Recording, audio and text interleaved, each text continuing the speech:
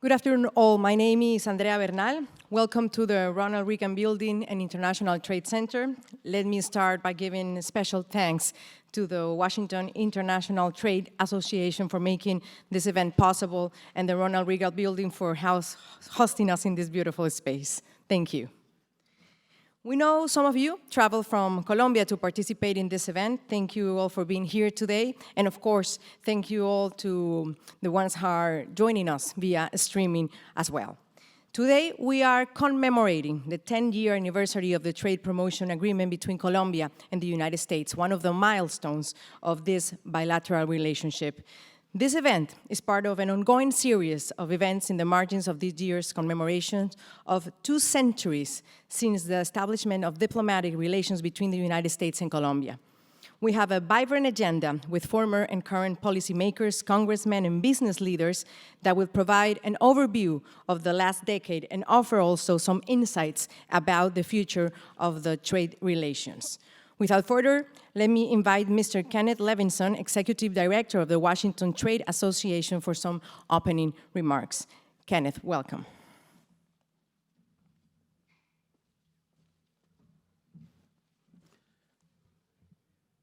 Good afternoon, everybody. Thank you. Thank you, Andrea.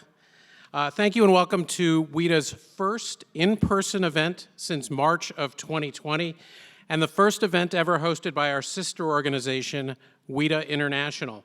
WIDA International will be working with the WIDA Academy to launch international trade education and capacity building events around the world in the months and years to come.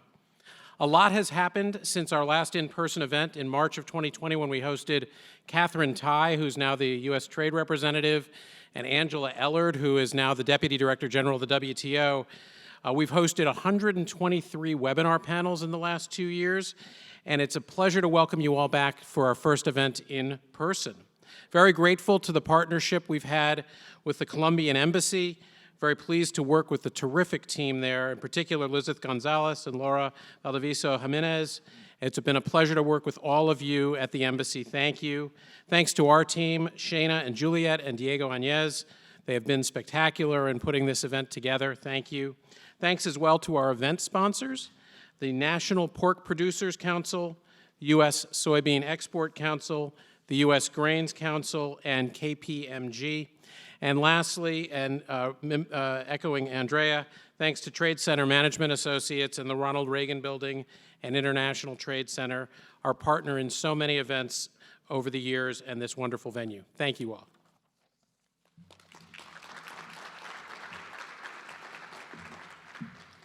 Thank you, Mr. Levinson. It's my pleasure now to welcome to the stage the Ambassador of Colombia to the United States, His Excellency Juan Carlos Pinzón Bueno. Mr. Ambassador.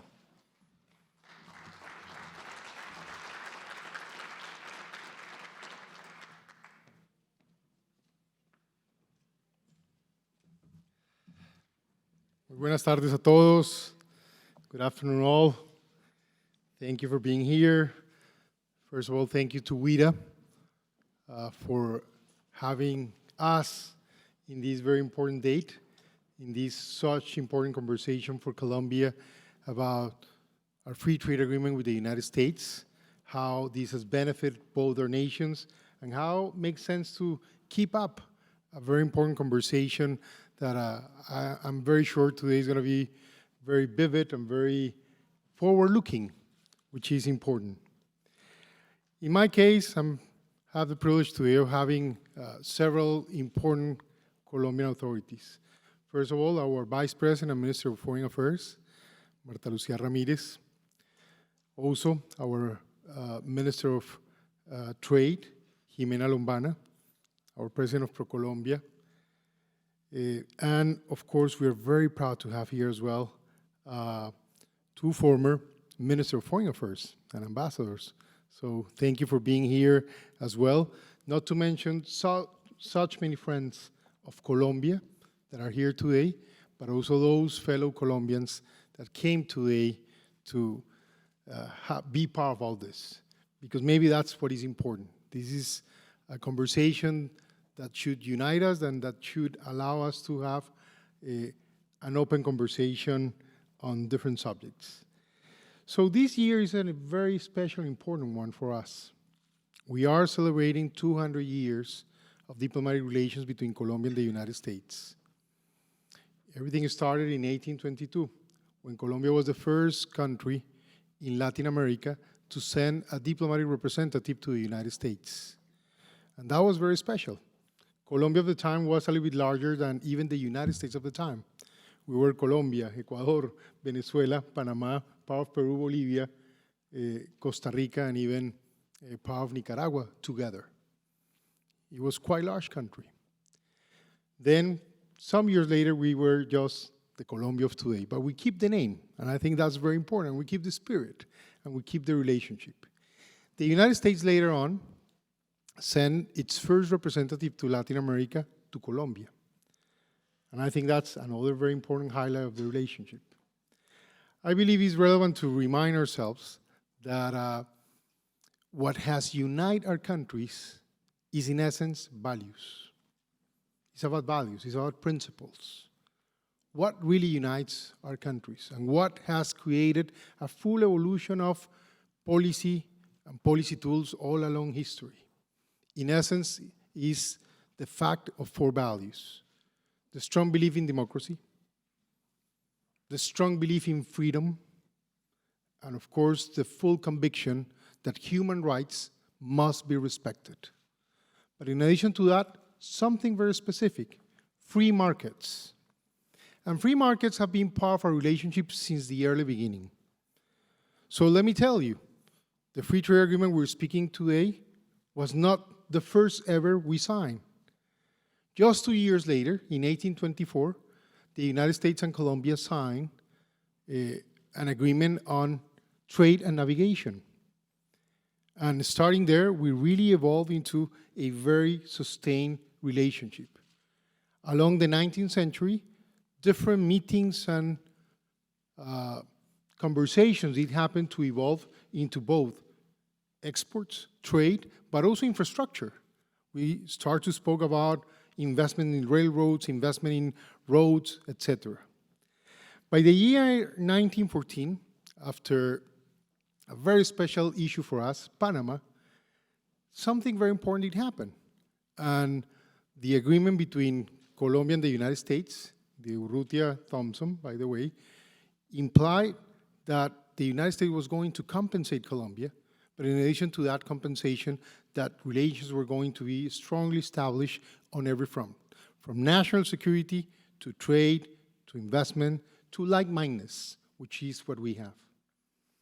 From then, our relationship has been strong. And with part of that money, of the compensation, in the year 1923, a very special mission came to Colombia, the Kenneth mission, which was led by an American professor that somehow helped and contributed to create mostly what we have today as our central banking and our financial system.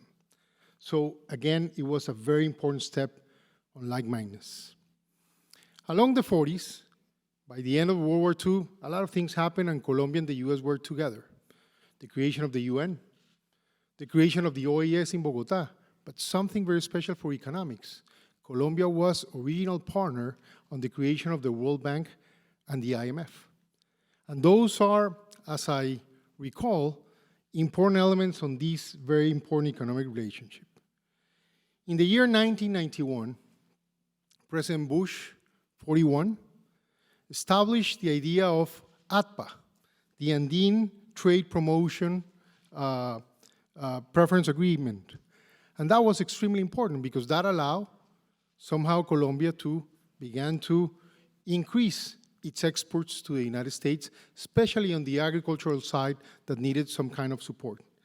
By the year 2002, that ATPA evolved into FTA, the Andean Trade Promotion and Drug Eradication Act, which frankly speaking was very important to us and was very important to different agricultural products in our efforts.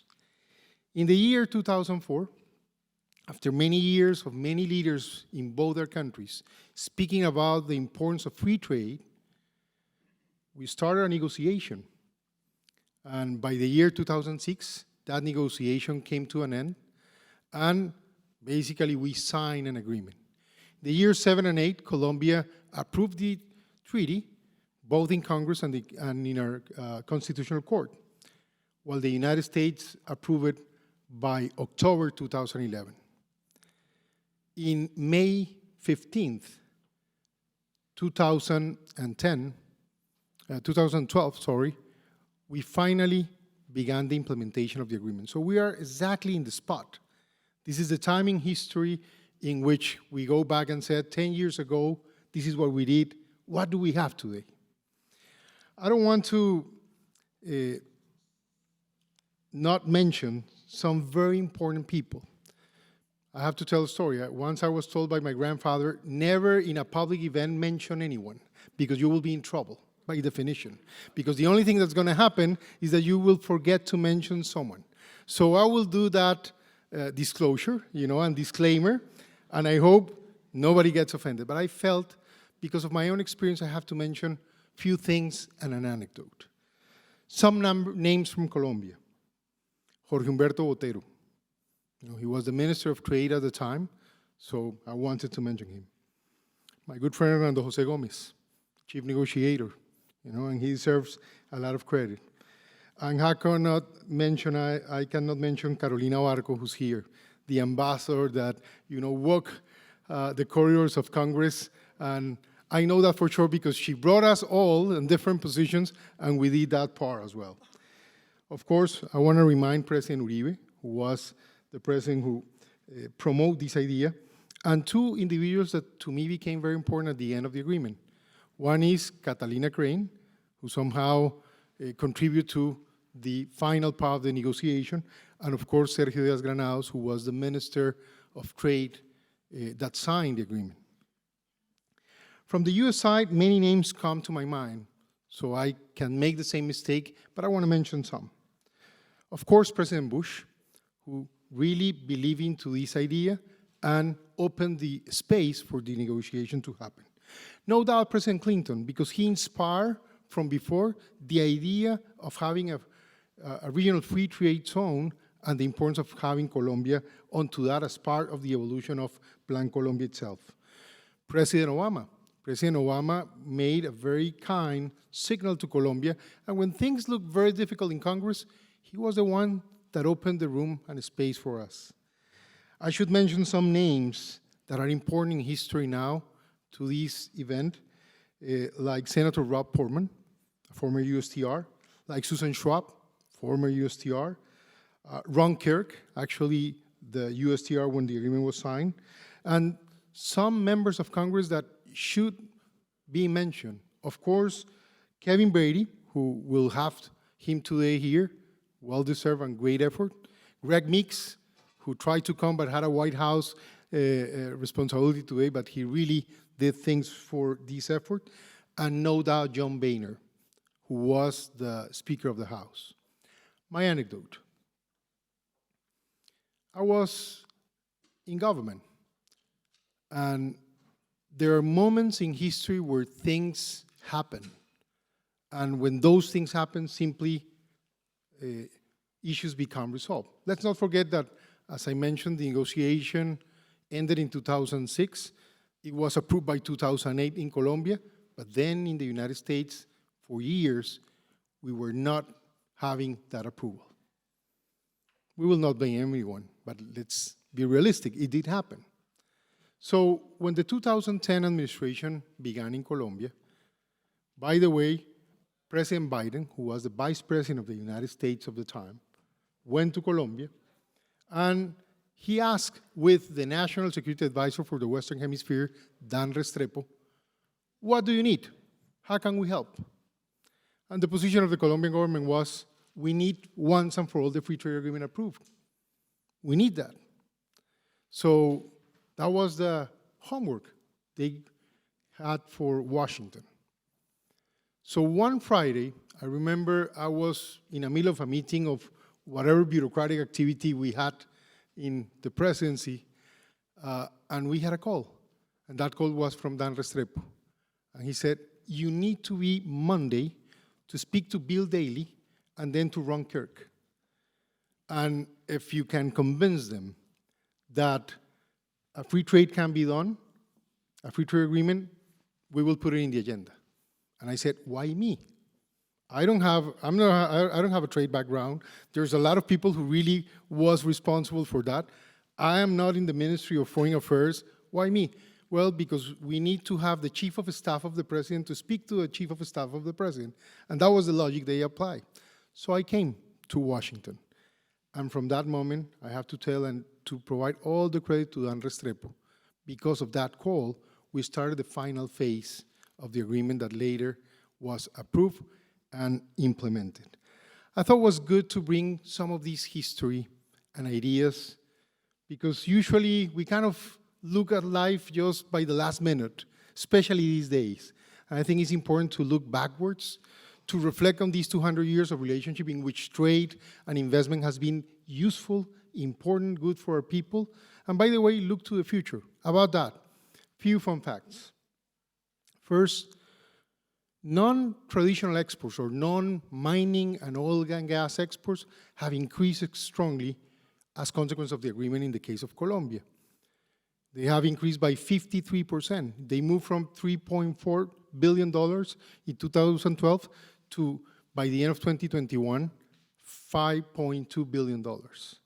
And they were just 20% of total exports to the United States. Today, that is 48% of total exports. But if we look in perspective, what is going on this year?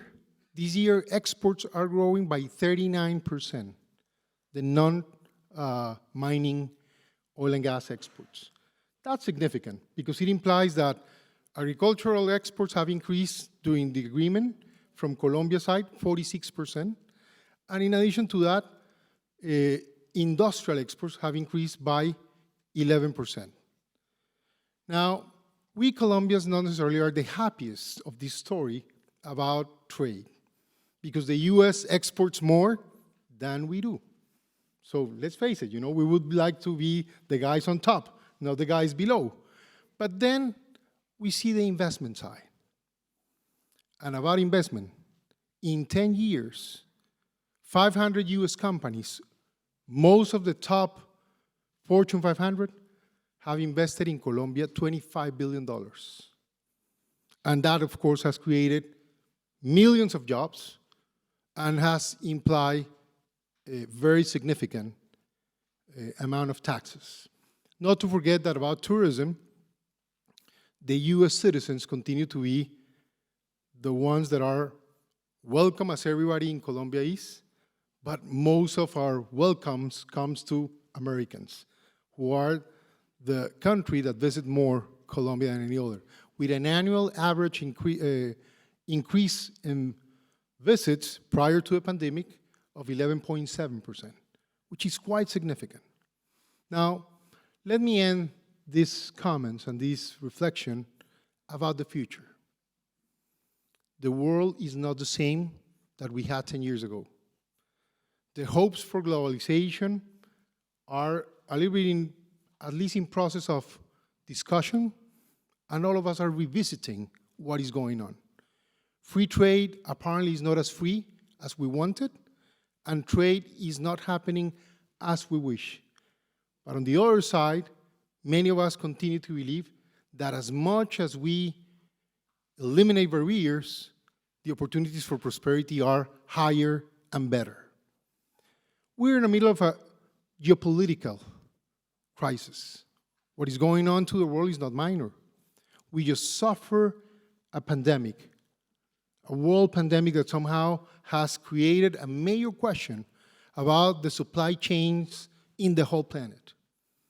And at the same time, we're in the middle of the most dramatic crisis, probably since Second World War.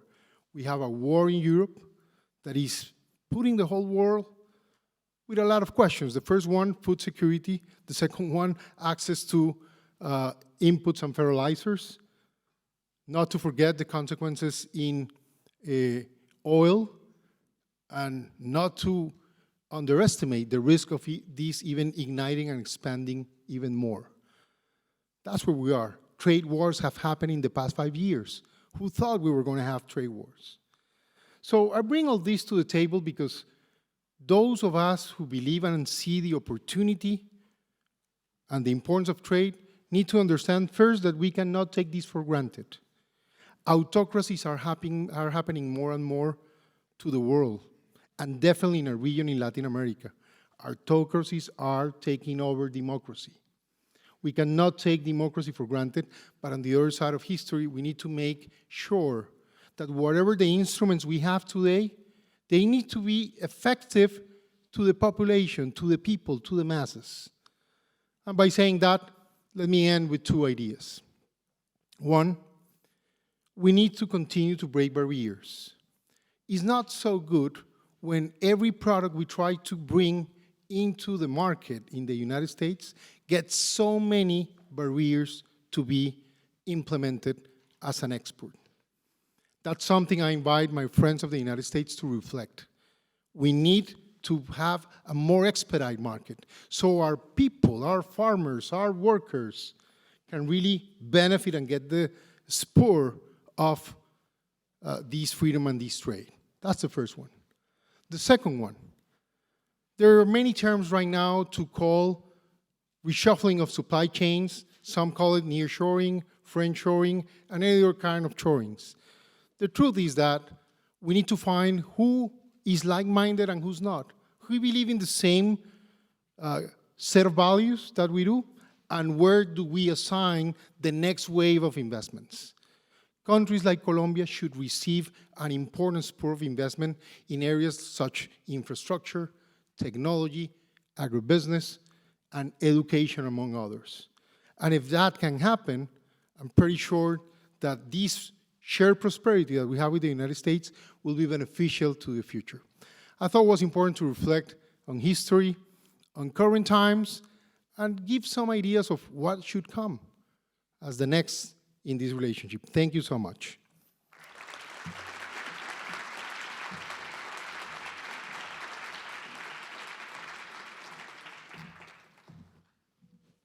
Thank you, Ambassador.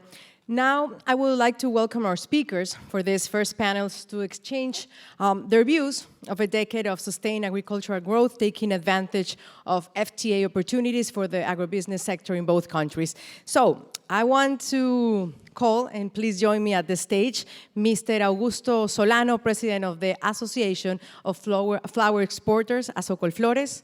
Mr. Solano, please. Thank you. Mr. Jim Sutter, CEO of the U.S. Soybean Export Council. Mr. Gonzalo Moreno Gomez, Executive President of the Colombian Poultry and Egg Producers Federation. Which order do we sit? Whatever you. Mrs. Maria Sieva, Vice President of International Relations of the National Pork Producer Council.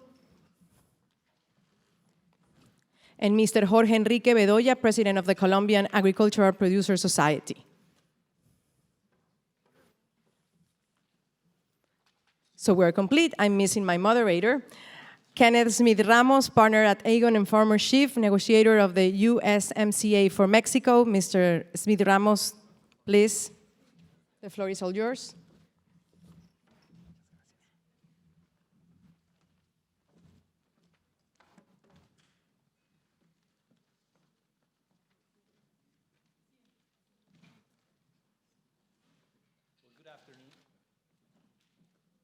Sorry.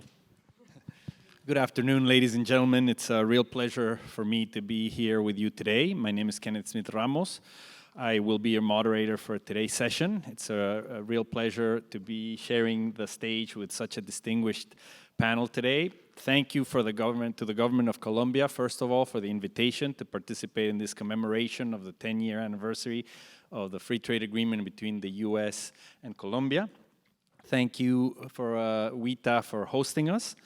And I would like to say that basically, to begin, it's very appropriate to start with the agricultural sector because it is a true success story of the U.S.-Colombia relationship.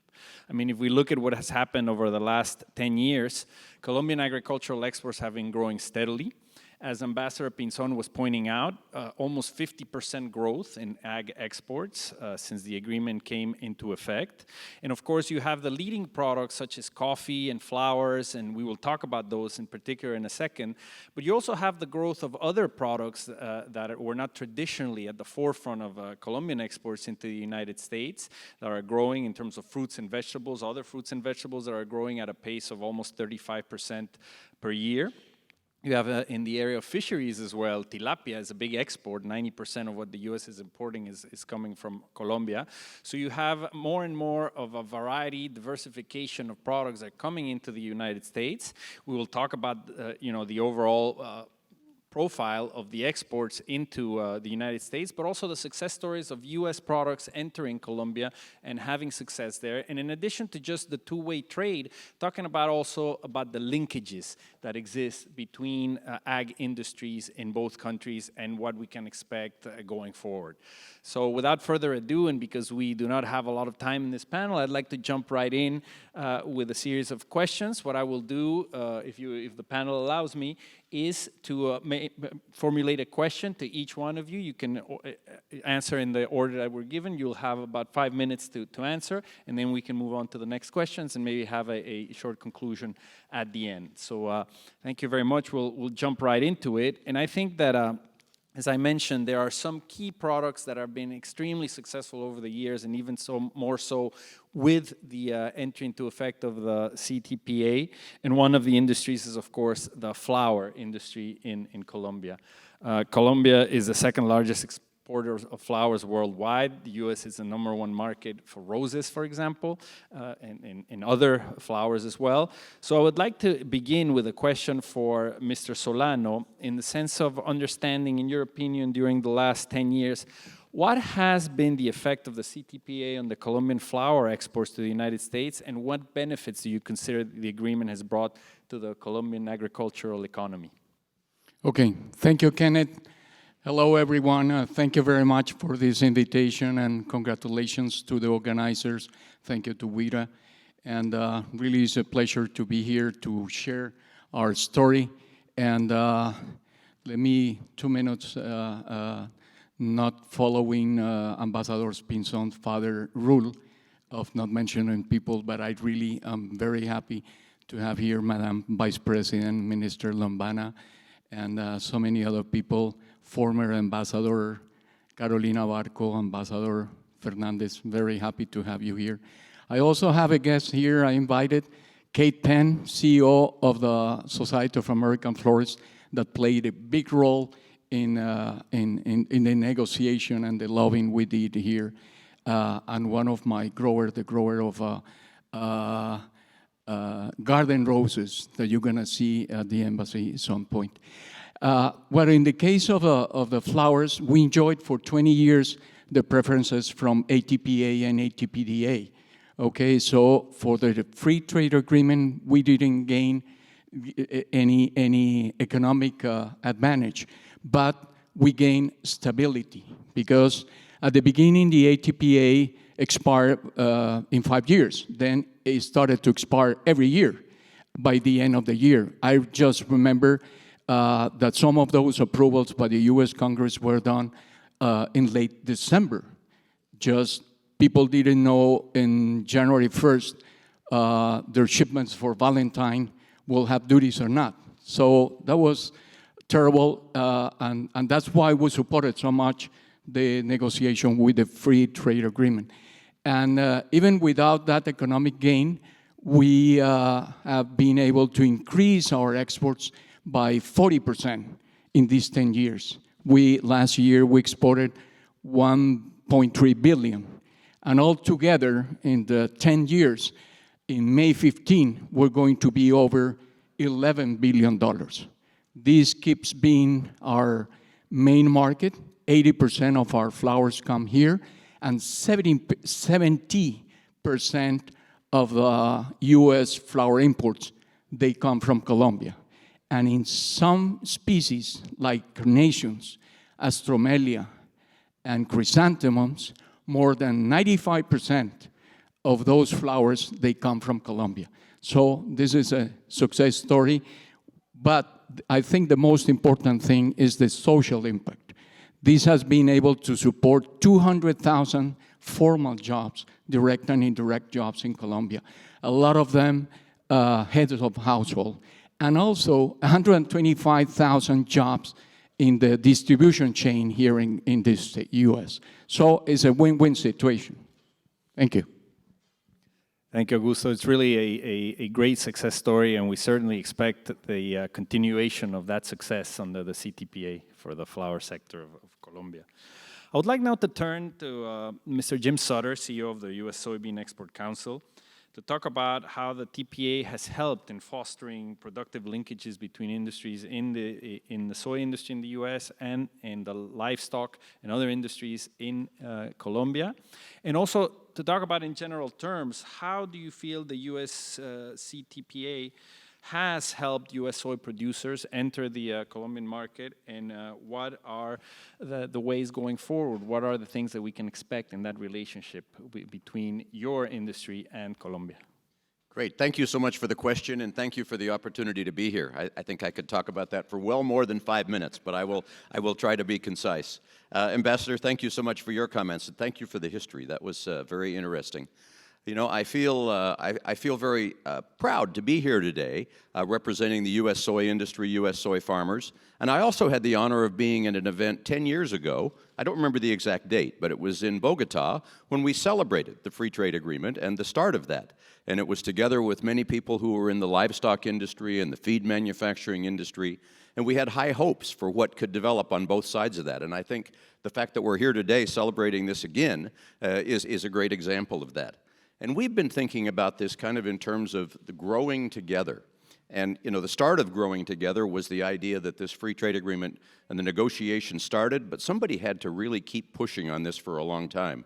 And so USTR, USDA, the U.S. government, their Colombian counterparts, they did long, hard work making this happen. And I know that our U.S. soy farmers were also a part of that. The American Soybean Association, which is the political arm of the soy family, I'm sure they put a lot of pressure into trying to help get this passed.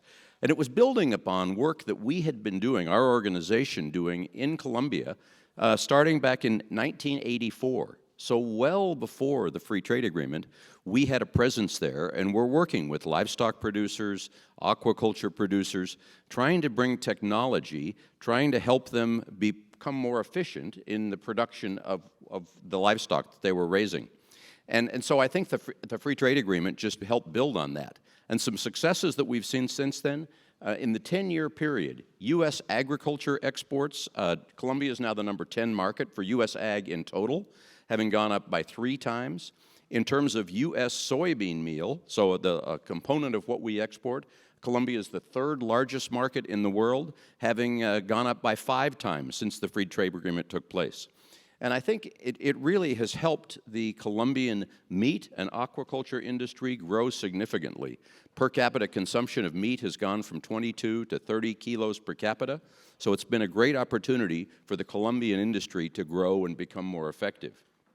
In terms of what has been the benefit for the Colombian industry, and you already mentioned tilapia, but I wanted to just talk about that for a moment because I think that is such a great success story.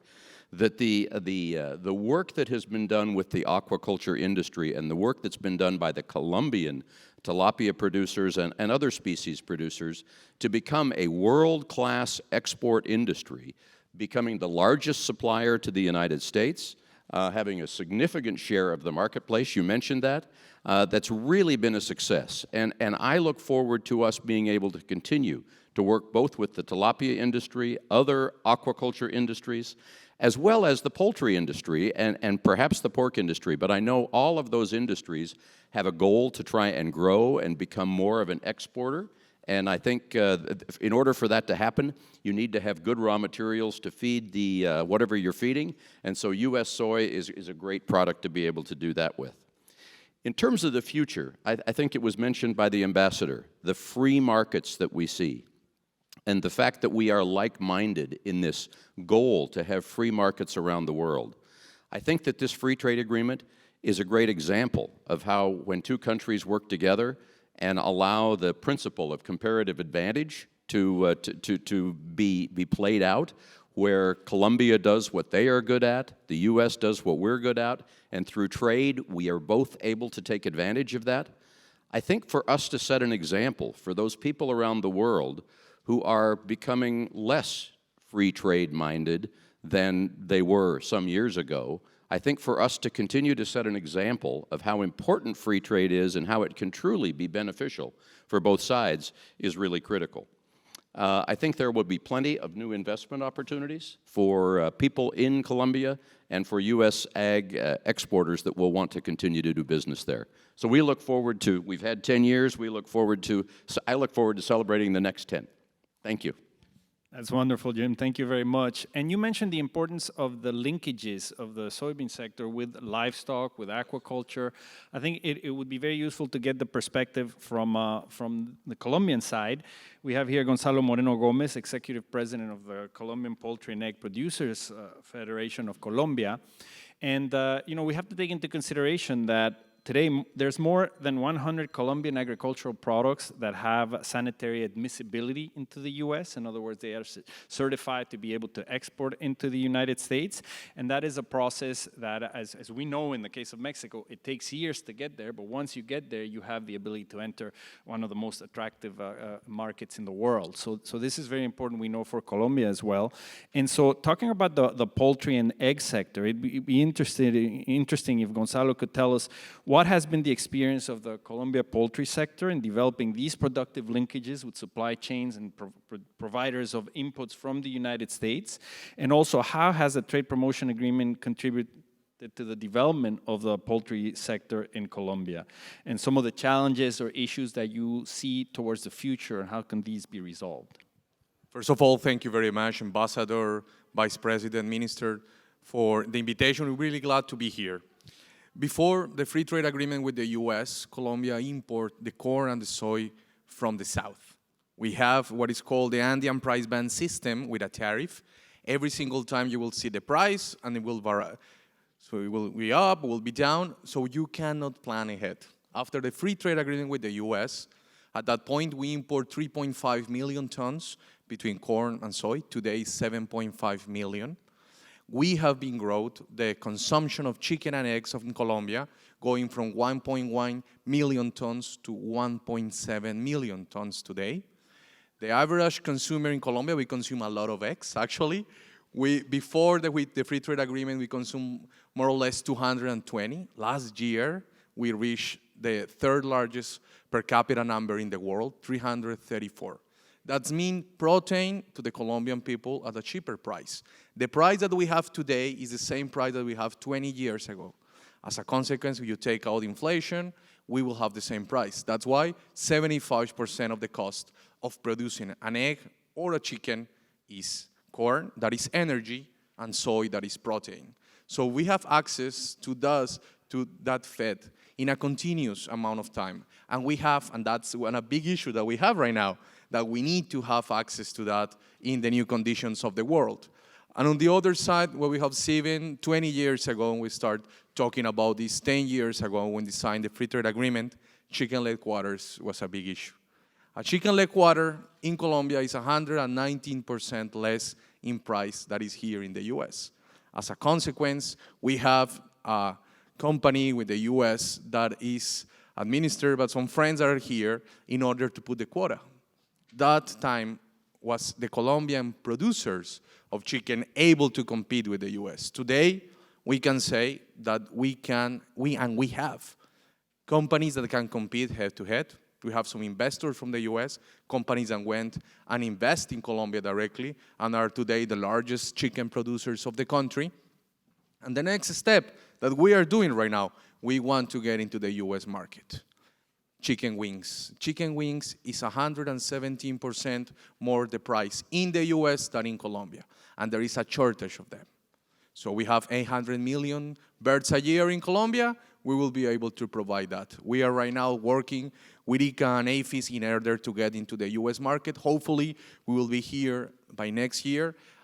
And trade needs to be in both ways. We need to speed up that process because it will show the world that we can import some corn, soy, we can receive chicken-leg quarters, we can start sending chicken wings and some niche products with value added. That's the main focus that we are doing right now. We have really close relationship with U.S. Grains, with USIC, with USAPIC actually. We see them as partners. We cannot see each other as competitors. We see them as partners in order to advance and get into more markets. Thank you very much, Gonzalo. I think those linkages are so important in terms of what we can expect in the future. We saw it in our own trade agreement with the United States, how the access to those inputs that are essential, a key component to the price of the final product is essential in terms of becoming more competitive. So that is great news. Also, turning to Maria Sierra to talk about the success of U.S. exports in terms of pork exports to Colombia, and also we'd like to ask you, in addition to how you see the market for U.S. pork products in Colombia, what are some areas where the U.S. and Colombian pork producers could work jointly towards the future? Thanks, Ken. Thank you, WIDA, Ambassador, for the invitation, the government, Colombia. Colombia is certainly a top export market for U.S. pork. I'm here representing our 60,000 U.S. hog farmers, one of which is back there in the audience. For us, trade is vital to the success of our industry. We export about 30% of our production, which is in 2021 was about $8 billion. The Colombian market has been growing tremendously for us under the free trade agreement. In just a number of 10 years, we've certainly seen our exports increase to over $250 million. But it's certainly not just a success for our industry and our exports. A lot of that came from working together with the Colombian pork producers. When we initiated the free trade agreement, we saw quite a tremendous opportunity for us in Colombia, but we knew that we couldn't just start exporting, that we would have to develop a partnership in Colombia. That's why at the time we joined forces with the domestic producers on a marketing campaign. That marketing campaign was really aimed at increasing domestic consumption of pork.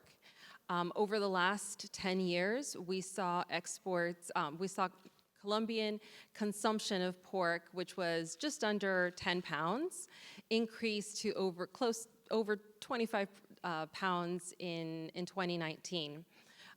We're not done. I think that there's still a lot of opportunity for us in Colombia. The domestic producers were able to capture a lot of that market.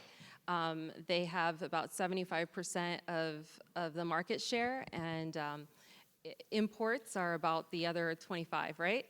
And so what we think is a tremendous opportunity for us is to continue to grow the consumption pie, per se.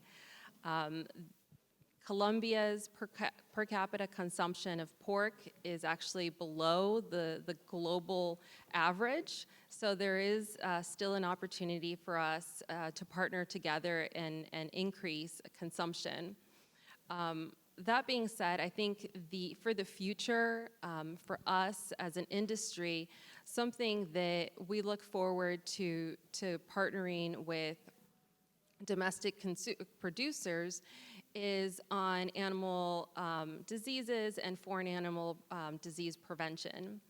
There is a tremendous opportunity for us as an industry in that space. There is a disease that is called African swine fever, which threatens not only our industry, but then the other proteins as well. ASF has about a 90% mortality rate in hogs that get ASF or that are contaminated with it. It is quite devastating for an industry. So I think that for the future, there is something that we can learn a lot from the Colombian pork producers and how they've had risk management and disease management, but also for us to also share what we've done in the United States for disease preparedness and biosecurity.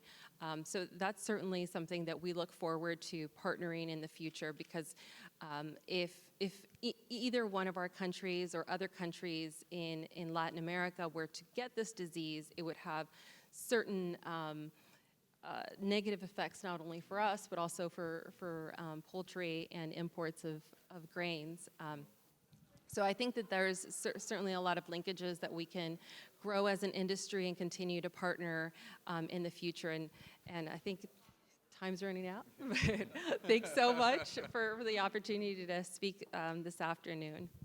Thank you very much, Maria. And so as we've seen specific examples of the benefits of ag trade between the U.S. and Colombia, with specific industries and sectors that have benefited from trade, the linkages that are created. And I'd like to turn now to Mr. Jorgendrich Vedoya, the president of the Colombian Farmer Society, to give us an overall view of your perception of how has the Colombian agricultural sector benefited from the trade promotion agreement, and what agricultural products, looking to the future, do you believe have the most potential in reaching the U.S. market with a competitive advantage? Well, thank you very much for the invitation, Ambassador Pinzon, and I'm very happy to be here. I have to say that when the negotiation started back in 2004, I was involved, and now you can see. But that is not to say that that is the effect of the free trade agreement on me. But let me tell you that having heard, and I was counting some numbers, the Farmer Society of Colombia brings together 22 sectors of the agricultural sector in Colombia. And today here with me are my bosses. Half of my board is here. So that is very meaningful in terms of the opportunities that we have found in the free trade agreement, but of course in terms of the challenges that we have in front of us. And with the invasion of Vladimir Putin into Ukraine, food security is at stake globally. Colombia has suffered from that. The price of fertilizers, as Ambassador Pinzon mentioned, of course, the price of corn and soybean as well, the price of wheat. And who do we trust? Our commercial partner of choice, which is the US. Food security has to be a pillar for the national security strategy in Colombia. So in terms of the products where we have opportunities ahead of us, are basically all, because market access was granted with the FTA in terms of tariffs. But the real challenge is the admissibility of those products into the US. The chicken wings, the pork, and many others. Good news is that when the negotiation finished, I remember having a meeting at the embassy with President Uribe at the time, because the negotiation was closing. Minister Botero, who was at the moment the Minister of Trade, and Hernando Jose Gomez, who at the time hated me a little bit. He can tell the story. But two sectors, sensitive sectors, were at that meeting, the chicken and the rice. And probably in less than a month, we're going to see 4 containers of rice coming into New Jersey. And rice that was harvested by women in Colombia. The Vice President of Colombia has been very pushy in terms of getting the policy for gender equality in the rural areas. We have more than 5 million women in Colombia in the rural areas. So if free trade is a two-way street, it's going to be beautiful for the agricultural sector. But of course, and since I'm in the private sector, I could speak freely here. There are some winds of concerns in Colombia. We're going to have a presidential election in less than a month. And we're seeing some presidential candidates speaking about renegotiating the FTA with the US. So here we have members of the government, of the US government, and private companies. You have to be aware, because we don't know the result on May the 29th or in mid-June. Those challenges require that we need to make sure that we have two-way street in terms of trade. And why is that? Not only because of food security in Colombia, for strengthening our 200-year relationship that we have with the US and we are celebrating now, but also because agriculture sector is critical for fighting illicit crops. So for the US, it's a low-hanging fruit. And for us, it's a matter of well-being of our peasants. And let me finish with this. It's not only about trade, foreign direct investment. Flavia Santoro, who is the head of ProColombia, and her team, they have done a wonderful job bringing the FDI to Colombia for the agricultural sector. Now, as Gonzalo was mentioning, we have Cargill.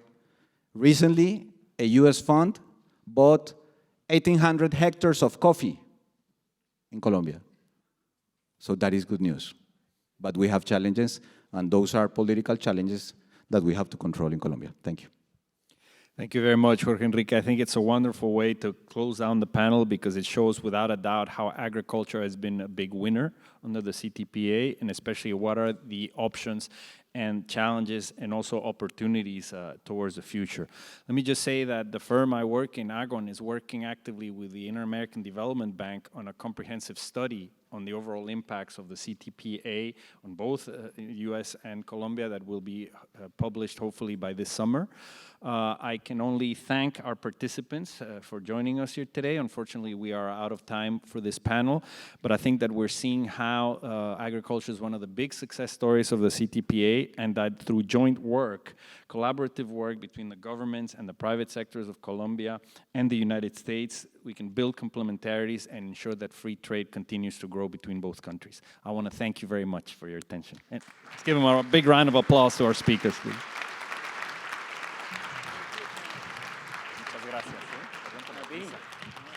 Thank you all. Thank you, Kenneth. Thank you, Mr. Solano, Mr. Sutter, Mr. Gonzalo Moreno Gomez, Mrs. Maria Sieva, and Mr. Jorgendrich Vedoya for this panel. Thank you so much.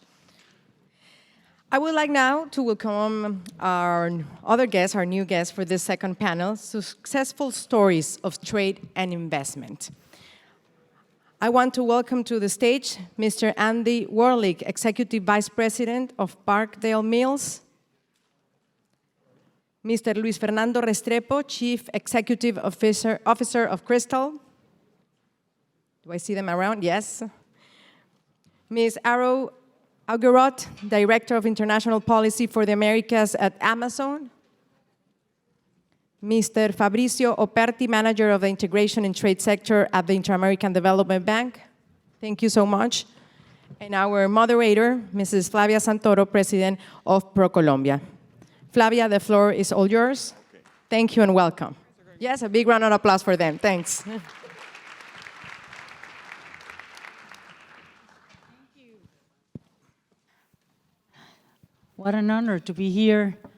Thank you, Ambassador, for organizing all this event. Thank you, the Vice President, the Minister, the Foreign Affairs Ministers, the former that are here with us, and of course, to the panelists.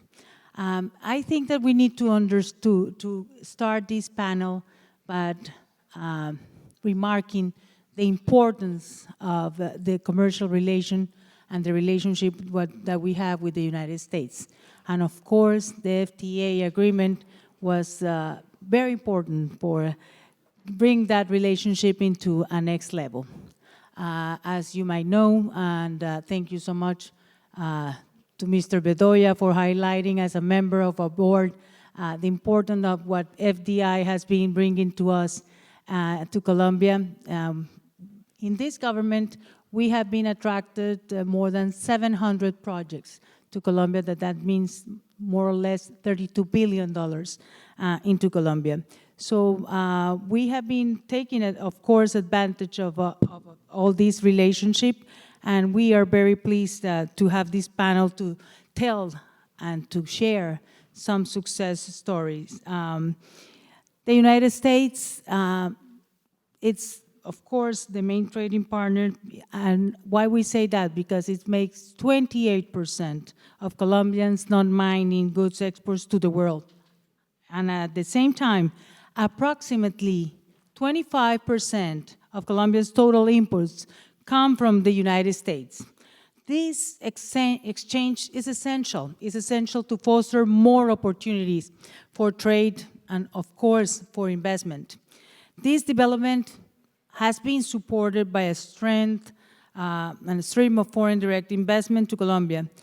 So between 2012 marks a turning point until 2021 and 22, because from the United States, we have been bringing different projects and we have been highlighting legal stability that was generated by the FTA, which reassured that the investors that Colombia, it's having all the standards for and all the red carpet treatment that we want, because we want long-term investments to come into our country. Actually, between 2012 and 2020, FDI from the United States to Colombia was amounted $2.3 billion annually. In the last 10 years, the accumulated investment amount is $22.4 billion. These trends tends to increase, and we are working hard on it. And of course, the FDI growth from the United States, it's strategic in several sectors, such as infrastructure, but of course, software, manufacturing, agribusiness, tourism, logistics, pharmaceuticals, audiovisual production. And today we have more than 500 companies from the United States that are established in our country, that they generate, very important, 107,000 jobs into Colombia, direct and indirect formal jobs. We have been very pleased of high impact investments such as Pfizer, Amazon, IBM, Johnson & Johnson, PriceSmart, Procter & Gamble, Microsoft, among others. And in addition, the growing trend of relocating companies, we have been working as ProColombia with the Minister of Trade, Industry and Tourism in a strategy that has been very successful. As the Ambassador mentioned, that it's the friendshoring strategy. So with the reinforced stability provided by the framework of the FTA, some of the most successful ventures coming to the U.S. have leveraged their business coming to Colombia with Colombian companies in order to create high value and productive linkages. And I want to start with someone that we are very proud, and it's the Parkdale Mills Colilados plant, that is a great, wonderful example of this kind of strategic investment partnership between U.S. companies and Colombian companies. They undertaken one of the world's largest company. Parkdale entered between a joint venture with Cristal more than 15 years ago. Is that right? That's right. So today we have here Luis Fernando Restrepo. Luis Fernando, I'm so proud to introduce you here, CEO of Cristal, and we have Mr. David Warlick, Vice President of Parkdale, the leaders of this fruitful joint venture. And thank you so much for being here. I would like to start with Luis Fernando because they asked me that we have 20 minutes for this panel. Please, can you tell us a little bit more about the alliance with Parkdale, and also how can the free trade agreement can further enhance the trade and business opportunities to Colombia? Thank you, Flavia. Thank you, Flavia. First, very happy to be here, and good afternoon to everyone in the audience. 17 years ago, when Colombia was negotiating the trade agreement with the U.S., for us to be able to export goods to the U.S., we needed yarn with the rule of origin yarn forward. So we needed yarn in Colombia, and there was not enough yarn. And we didn't know how to make yarn. At the same time, Parkdale wanted to increase their market into Latin America. We flew to Gastonia, North Carolina, and immediately we had chemistry between the two organizations. I think the same core values, the same business values. 30 days later, we signed the joint venture agreement. It's a 50-50 partnership. 3 months later, we started construction. This facility is a facility that buys cotton fiber from the United States. We buy most of it from Texas. We bring it into Colombia. We mix it with Colombian cotton, about 65% US cotton and 35% Colombian cotton. We make the yarn, sell it in Colombia, and we also manufacture garments and export the garments back to the US. To me, this is a very successful example because it is US investment. It generates employment in the Texas area where the farms are located. It generates employment in Medellin, and it is investment of the two countries. In reference to your second question, I think Colombia has a huge opportunity right now, and we need to play the cards correct. Global sourcing is changing, and is changing very fast. When you look at the trade war between the US and China, plus the COVID, plus logistics, plus the cotton restriction to Chinese cotton, and now inflation, we see a major shift in sourcing from Asia to the Western Hemisphere. I think now is the time for countries like Colombia, CAFTA, and Mexico to start thinking as a bloc. Why I say that? Because together we need to bring employment from Asia to this hemisphere. We are not going to take jobs away from the United States, but we need to take jobs back from Asia to this area. That is a key message, and I think that when we negotiated the trade agreement, there is a clause in the agreement that is called the accumulation. With accumulation, for example, we can manufacture yarn in Colombia, export the yarn to Honduras, make the garments in Honduras, and ship duty-free to the US. With this accumulation clause, I think it will give us a lot of flexibility for these countries in the region. This sector is a sector that generates a lot of employment in Colombia, especially women, head of the household.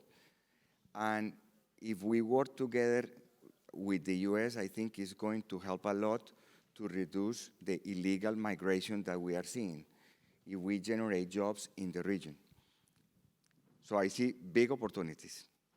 Great. So thinking about these big opportunities, accumulating origin, that Hernando Jose Gomez, we were talking about that yesterday in the airplane.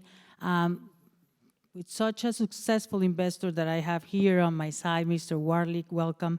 I would like to ask you, what do you think? What do you really believe that we need to increase Colombian textiles and apparel exports to the United States?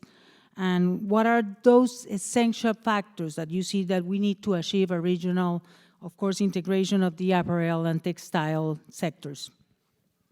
Thank you for inviting me. I'm honored to be here. I think Luis said the most about the history of our JV. The thing I'm most excited about, not necessarily the history, is about the future between the U.S. and Colombia, and the future between the textile industry.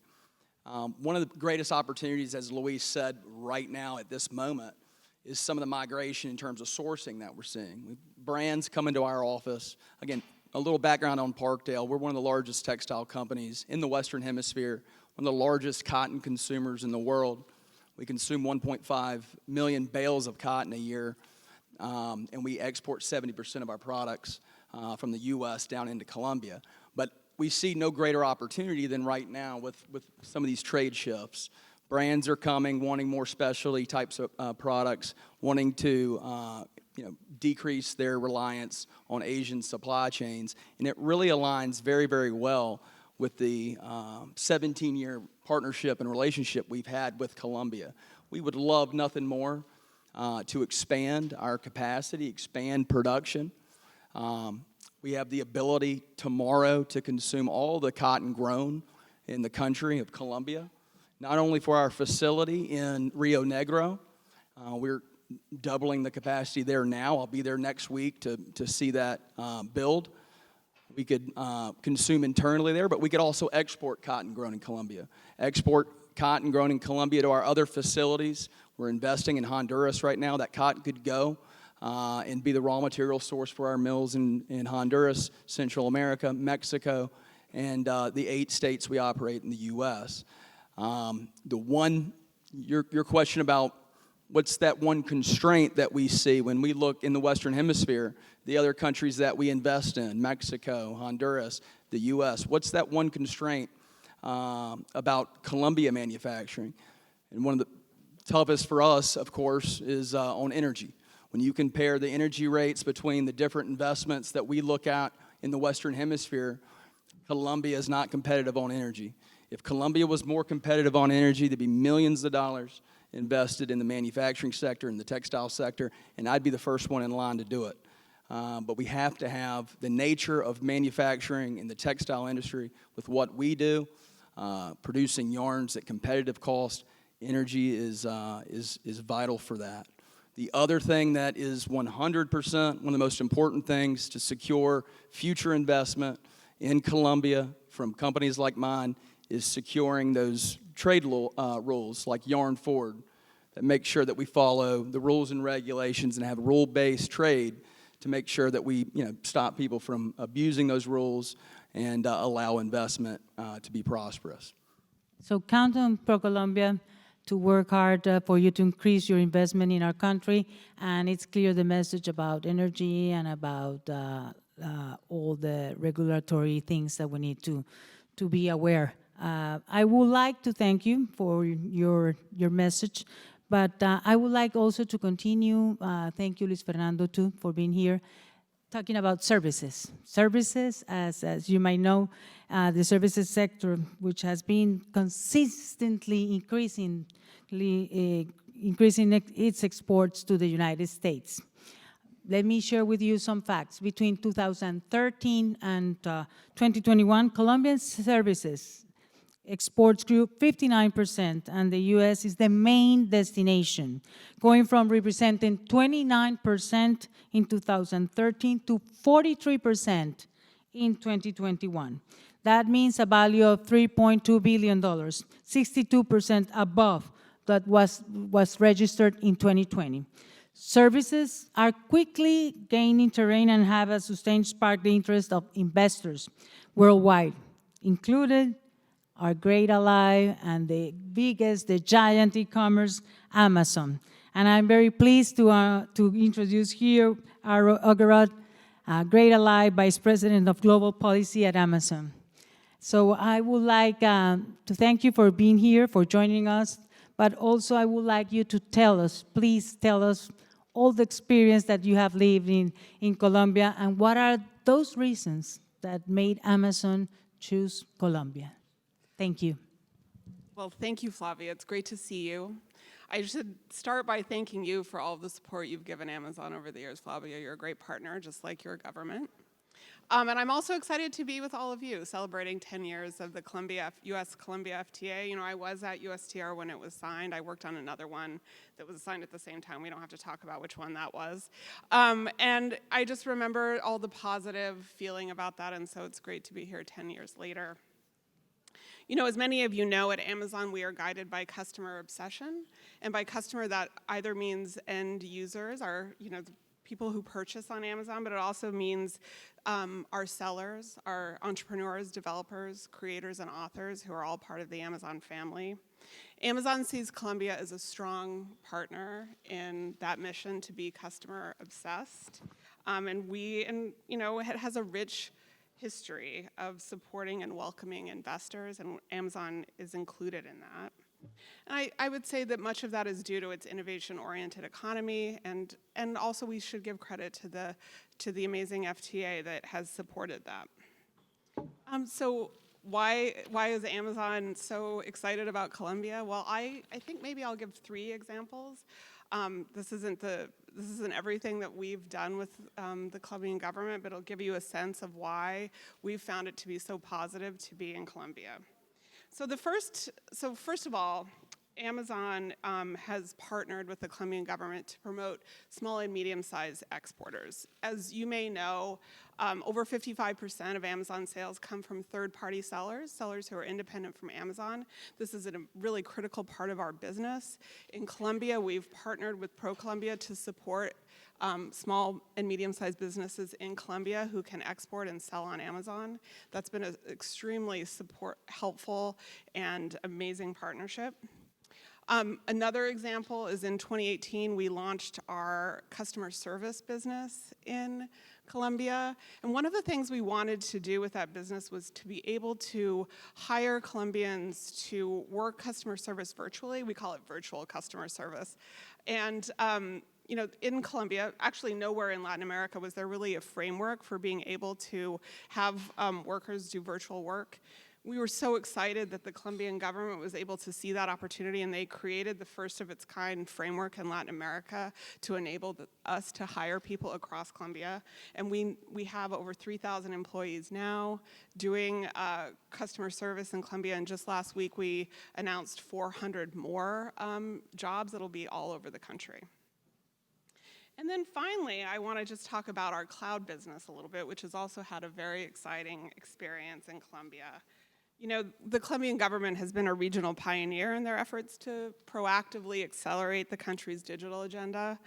The government was one of the first countries to implement a cloud-first policy, really positioning itself to become a technology leader in Latin America. Amazon Web Services has been able to partner in these efforts, and in 2019 we launched an Edge Point, which is a key infrastructure for cloud services in Bogota. And earlier this year, AWS invested in a local zone, the first cloud infrastructure ever in the country that brings compute, storage, and database and other select AWS services to the end users. So those are just some examples of the exciting work that we're able to do in Colombia, and I just want to say thank you again for including me, and we're excited to continue partnering in the future. Thank you. Thank you for sharing what you have seen in Colombia and what you have invested. But we are looking forward for more announcements. So thank you so much. And now, I would like all of us to have a vision of having a forward looking lens. We are joined here by a great ally by Fabricio Perti, Manager of Integration and Commerce Sector at the Inter-American Development Bank. You are one of Colombia's main allies, and I really would like to thank you for all your support. Fabricio, welcome. And with you, I would like you to think forward. Share with us your vision. Share with us what you see with global and regional trade, and what are our opportunity and potentials in this context. Thank you, Fabricio. Thank you so much, Flavia, for the invitation. Vice President, Minister, the Embassy, Laura, too many friends here in the audience. I will have a very long time saying hi to everyone once we finish the panel. This is a very special day, a decade of the free trade agreement between the U.S. and Colombia. Much to celebrate, recognize the U.S. being the top investor in Colombia, 500 firms generating more than 100,000 jobs, and trade has not only increased, but has diversified and has increased in value added. But as you said in your question that you formulated, I'd like to talk about the future, see how we can leverage on all of this to capture opportunities into the future. And without being here Nostradamus of trade, it's very obvious that the tectonic plates of international trade and investment are moving. And those tectonic plates move slowly, but they move firmly. And this reconfiguration of global value chains, some have talked about globalization, the end of globalization as we know it, and other terms have been coined. But the fact is that McKinsey at the end of 2021 surveyed 300 multinational corporations that the drivers of international trade and investment. 90% of them responded that they're reconsidering their supply chains. They're considering the regionalization of their supply chains. These are based to risk diversification, resilience, access to strategic sectors. And before we had the trade war, then we had COVID. And now we have a war. The CEO of BlackRock, which is the largest private equity firm in the world, it manages half of the GDP of the US, $11 trillion, Mr. Larry Fink, said that Russia's aggression in Ukraine and its subsequent disengagement from the global economy will boost companies and governments around the world to reassess their dependence and reanalyze their supply chains. And this, we believe, is an opportunity for the region. It's an opportunity for Colombia. At the IDB, we're analyzing and we're actioning on this. Not only, I think our region is over-diagnosed and under-implemented. So we like to take these ideas and translate them into action. But we have carried out a study that concludes that if Latin America and the Caribbean could capture 15% of imports to the US that occur outside of the Americas, but of products and services that Latin America is already exporting to the US, so it's not that difficult. The value at stake is $78 billion.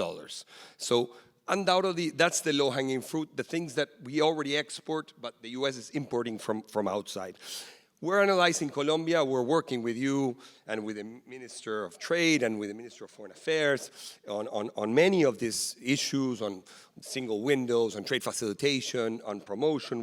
But we've come to the conclusion that there are certain sectors, of course, food and beverage, automotive, rubber and plastic, machinery and equipment, metallurgical, textile, and IT services that are potential winners. And I'd like to double-click just on services. And services, many policymakers don't associate trade with services immediately. That's engineering, that's architecture, that's software, that's animation, and that's Encanto. And it's an encanto to talk about Encanto. Encanto, as you all know, here won the Oscar for Best Animated Feature. But the fascinating thing about Encanto is the fragmentation and value added of this export of service. For Encanto, Alejandra Espinosa, in the small town of Barichara, was hired by Disney as the movie's cultural consultant. Colombian designer and illustrator Catalina Estrada was responsible for creating the beautiful pieces of art and promotional material for the film. The film's music was fueled by Colombian artists like Carlos Vives, Sebastián Yatra, and Carolina Gaitán.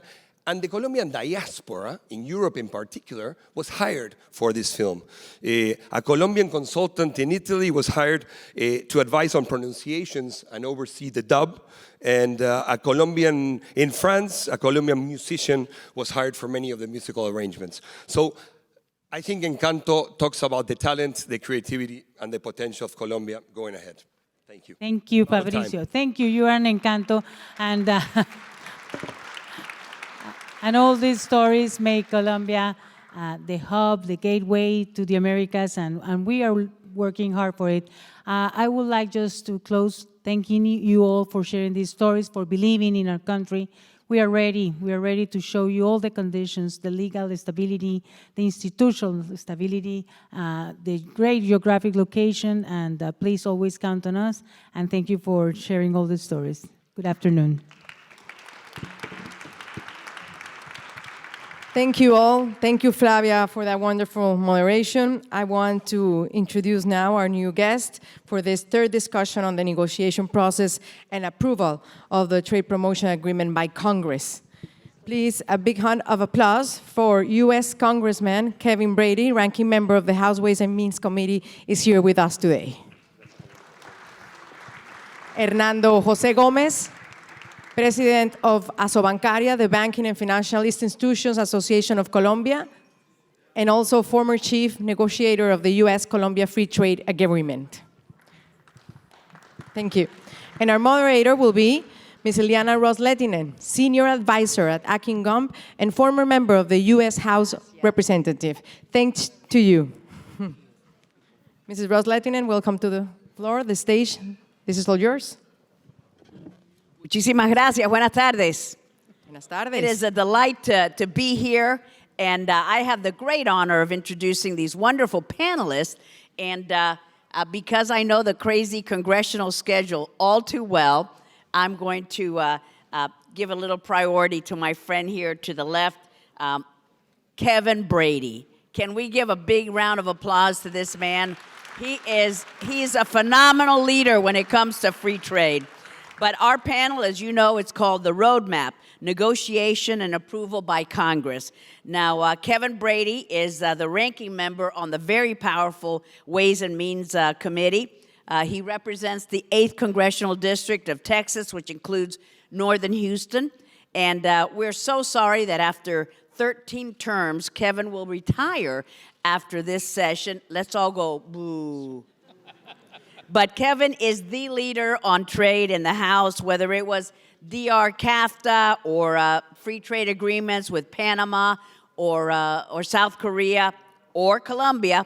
There was Kevin Brady's name. He's the ranking member on Ways and Means, but he's also been the chairman of Ways and Means. And here at the height of power, he is saying goodbye to Congress, but he's always going to be a great friend of Colombia. So Kevin, I want you to get up there and say a few words because I know congressional schedules.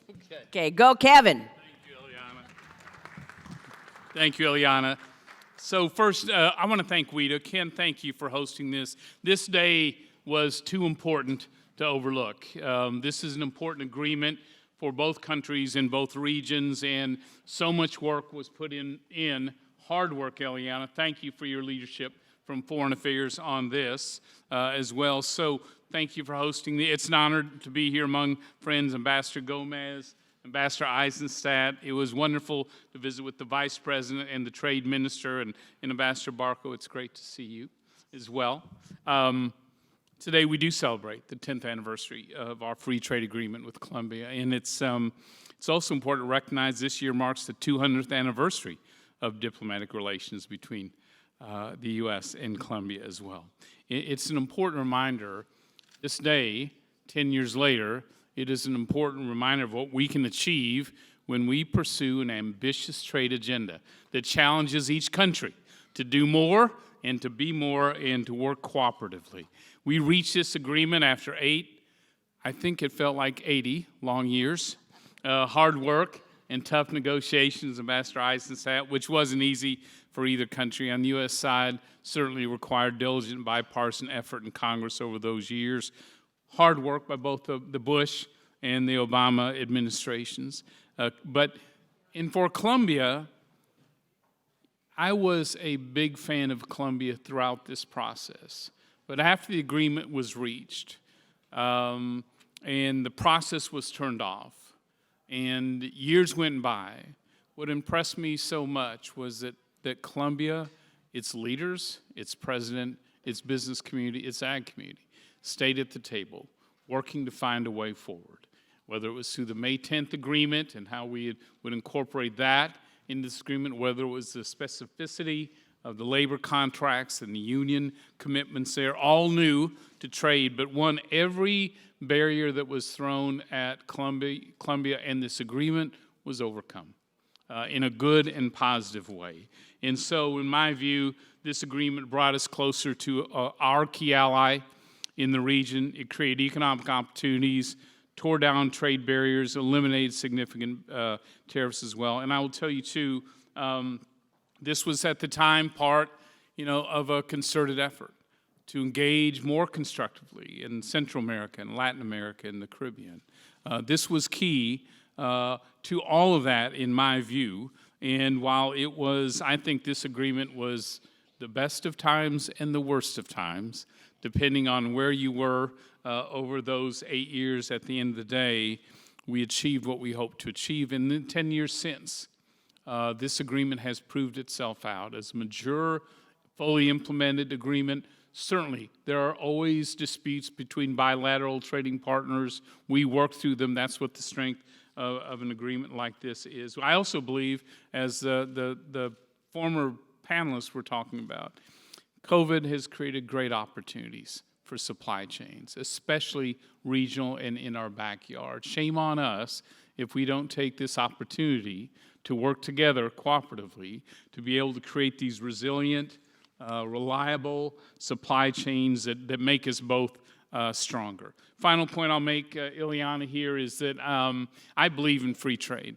I think it's the greatest economic freedom we have, the ability to buy and sell and compete anywhere in the world with as little government interference as possible.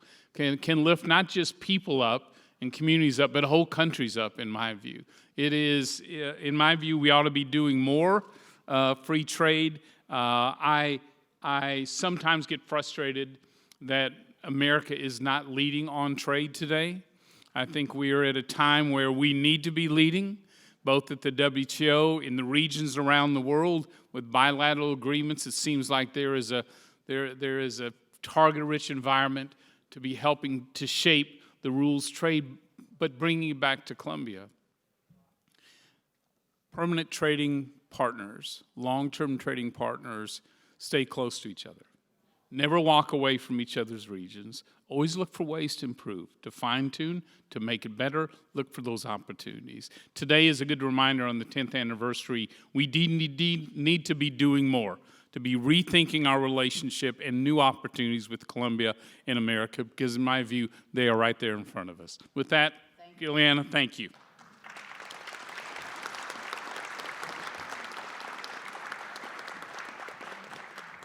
Switch on me?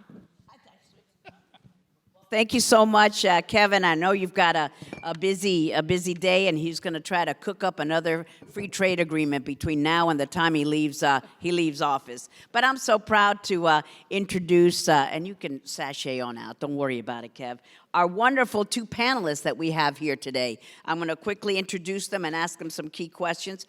Evan Eisenstadt, we talked about you already, the chair of the North American Global Trade, lead at Edelman Global Advisory, and the former Chief Trade Counsel, the lead U.S. negotiator of the FTA at USTR, and was at the Senate Finance Committee for passage of the agreement in 2012. Those were heady days. Everett is as well-versed as anyone about the content of the agreement and the roadmap to passage and approval. So we welcome you. Thank you, Everett. And our other distinguished panelist, Hernando Jose Gomez, president of ASO Bancaria, the Banking and Financial Institution Association of Colombia, and the former chief negotiator of the U.S.-Colombia Free Trade Agreement and the former Colombian ambassador to the WTO. We have an incredible lineup here. Bienvenido, Minister Gomez. So I wanted to ask you, I would like it if you could discuss, especially you, Everett, your reflections on what it took to pass this agreement in Congress in 2012 after a 6-year delay from when the original negotiations started and concluded, including passage of the May 10th deal in 2007. The event is 15 years. This event is 15 years to the day from the May 10th deal. What was so difficult? What were some of the stumbling blocks? How did it all go? And how was it when you were there on the committee when it was finally approved? Amen and hallelujah. Well, I certainly agree with those comments, Congresswoman. And first, thank you for your leadership on this agreement and so many other important initiatives in Congress. And Congressman Brady, we're going to miss you. You've been a great leader. And on this agreement, I can think of no one who deserves this recognition than you. And of course, Congressman Meeks is not here, but he also was a tremendous leader of the agreement. And I'm just delighted to be able to share a couple of comments. I was thinking about, believe it or not, I had to go back and think about all the things that happened to get this agreement passed. And it's a lot. And you mentioned a couple of them. I don't think people recognize all the hurdles that went through, both from the Colombian government side, but also on the U.S. side, both in the Bush administration and the Obama administration, and how many hands it took to build this agreement and get it to passage. It started out as an Andean trade pact. It eventually went into 2 bilateral trade agreements with Colombia and Peru. Then, of course, the effort to push it through was somewhat modulated by the political winds that shifted back and forth. The House shifted parties from Republican to Democrat. The Senate shifted back and forth. And of course, we had a transition from President Bush to President Obama. And through that, you really can trace almost the whole history of trade policy there. Passage of TPA, the effort by the Bush administration to send the agreement up without the consent of the House leadership, which we now know is a mistake. The House leadership saying, okay, I'll show you what we can do, and turning off fast-track authority, so the agreement was not considered as had been hoped.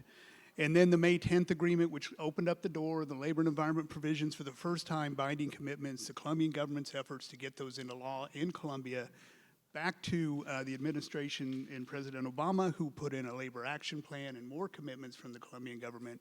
Finally, 2012, we got it done, and the only hurdle that existed at that time was getting them sent up and passing TAA, Trade Adjustment Assistance. Both happened. It was a bit of a tricky procedural maneuver. Can't talk about it, not enough time. Let me just say it was a pleasure, and really the work of everybody here, including our negotiator. It wouldn't be possible without the people in this room. So thank you all for this great effort, and I look forward to my colleagues' comments. Well, Everett, you're right. Everyone here had a very important role, and congratulations to our dear ambassador, past and present. They're just phenomenal spokesman for the great relations between our two countries. But every one of you played a key role. And Mr. Minister, I wanted to ask you about the benefits of the FTA. Now that we look back, the giving birth was very difficult. It was a difficult labor, but finally the baby was there, and it's a beautiful, happy, bouncing, healthy baby. Tell us what your expectations were of the FTA, and how successful has it been 10 years down the road? Thank you. Thank you very much. Yeah. Okay. Thank you very much, Mrs. Congressman. No, I just first want to thank everybody for this invitation. Ambassador Pinzon, and recognize our Vice President and Minister of Foreign Affairs. And I won't mention anybody else other than Minister Botero, that was the one that called me 16 years ago to head this negotiation effort. I don't know why he chose me, but anyway, fortunately he was not mistaken. So we were able to end this negotiation. Also, just as a small anecdote, I remember when President Uribe was trying to push through this, the consideration of the agreement in Congress, in the U.S. Congress, because we had already approved that in Colombia, and basically the USTR people were telling us, please, tell President Uribe not to continue to come. We'll handle that with Congress. No, but please don't tell him not to come again. And I'm sure that Ambassador Carolina Barco at the time was very thankful about that the recommendation, because she had to handle a president every week or every 2 weeks or so in Washington. When we approved finally the agreement was approved and it was put into action in 2012, we had great expectations on it, and we were expecting to start having a lot of new exports, but I have to say that probably we were expecting that everything would work very fast, no? And things don't work as fast as you would wish for. And you have heard here, for example, Luis Fernando Restrepo and the head of the Poultry Association, that there's a lot of work to be done. No? There are a lot of strategic partnerships. There's a lot of also we had to do a lot of work in the government. And here I was meeting with one old friend with which we came to see how we were going to get these sanitary and phytosanitary protocols done with the U.S. government. And we found out that the priority that the government of Colombia, previous of President Uribe and President Pastrana have given to the U.S. government was some very strange products which have very small markets, no? So we have to change all the priorities and then put in the first place avocado has, and then Tahiti lemon and all those things. And we work very in a very close way with Colombian government institutions in that regard, and things started to take pace. So I would say there's like a train, no? It starts slowly and then starts picking up speed. So And what we can say after 10 years is that we have how many? I have it here, the number, just to not to make the mistake in that regard. But we have right now 620 new products that are being exported to the U.S. Many of them, for example, in the metallurgical sector, chemical sector, clothing sector, food sector, and more than 2,050 new companies that are exporting to the U.S. So that's quite a number, but I have to recognize that we are just scratching the surface, and we still have to do much, much more, and we can do more, and the opportunities are there. And as my grandfather always told me, you can give water to the horse, but it's up to the horse to drink the water. So basically that's what the message to the private sector is. There are a lot of things. There is a close partnership with all the governments in the past 10 years. It will continue to be so, I hope, and we can really multiply many times the exports that we are currently sending to the U.S. Well, thank you so much, and I meant to say congratulations to another two powerful women in that table. That is a table of great power, to the VP and the Trade Minister. Thank you, thank you. Colombia's got, understands the value of women. And I wanted to just ask one last question, because I know we're running late. And what are your hopes for the future? And I'm going to turn first to my friend Congressman Brady. His committee deals with all of the free trade agreements in the world. What do you see next for the horizon, especially for our hemisphere, Congressman? So again, Ileana, thank you again for your leadership on foreign affairs. It was just amazing during all of this. So I heard a pundit talk about these times and label it the Great Rethink, because everyone is sort of rethinking their lives, their work, where they live, their dreams.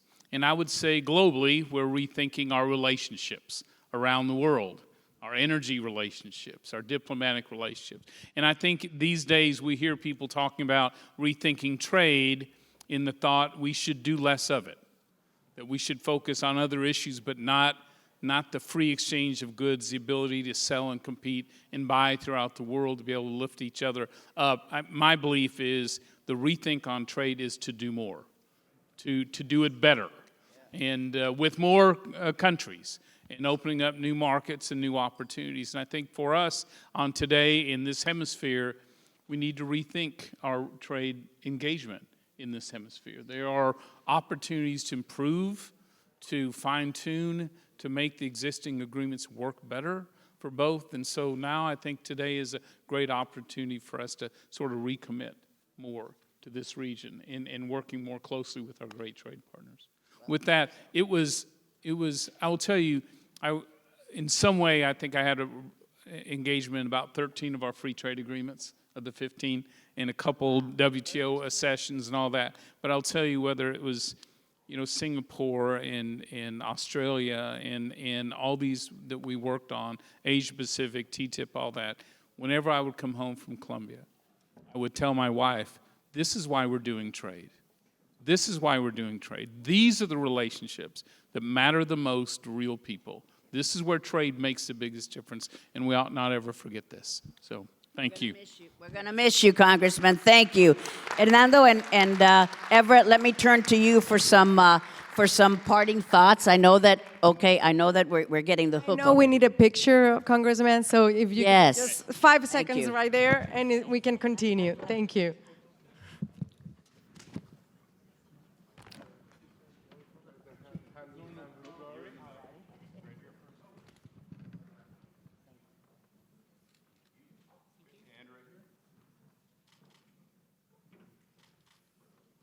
Thank you so much, Congressman. Thanks for your time.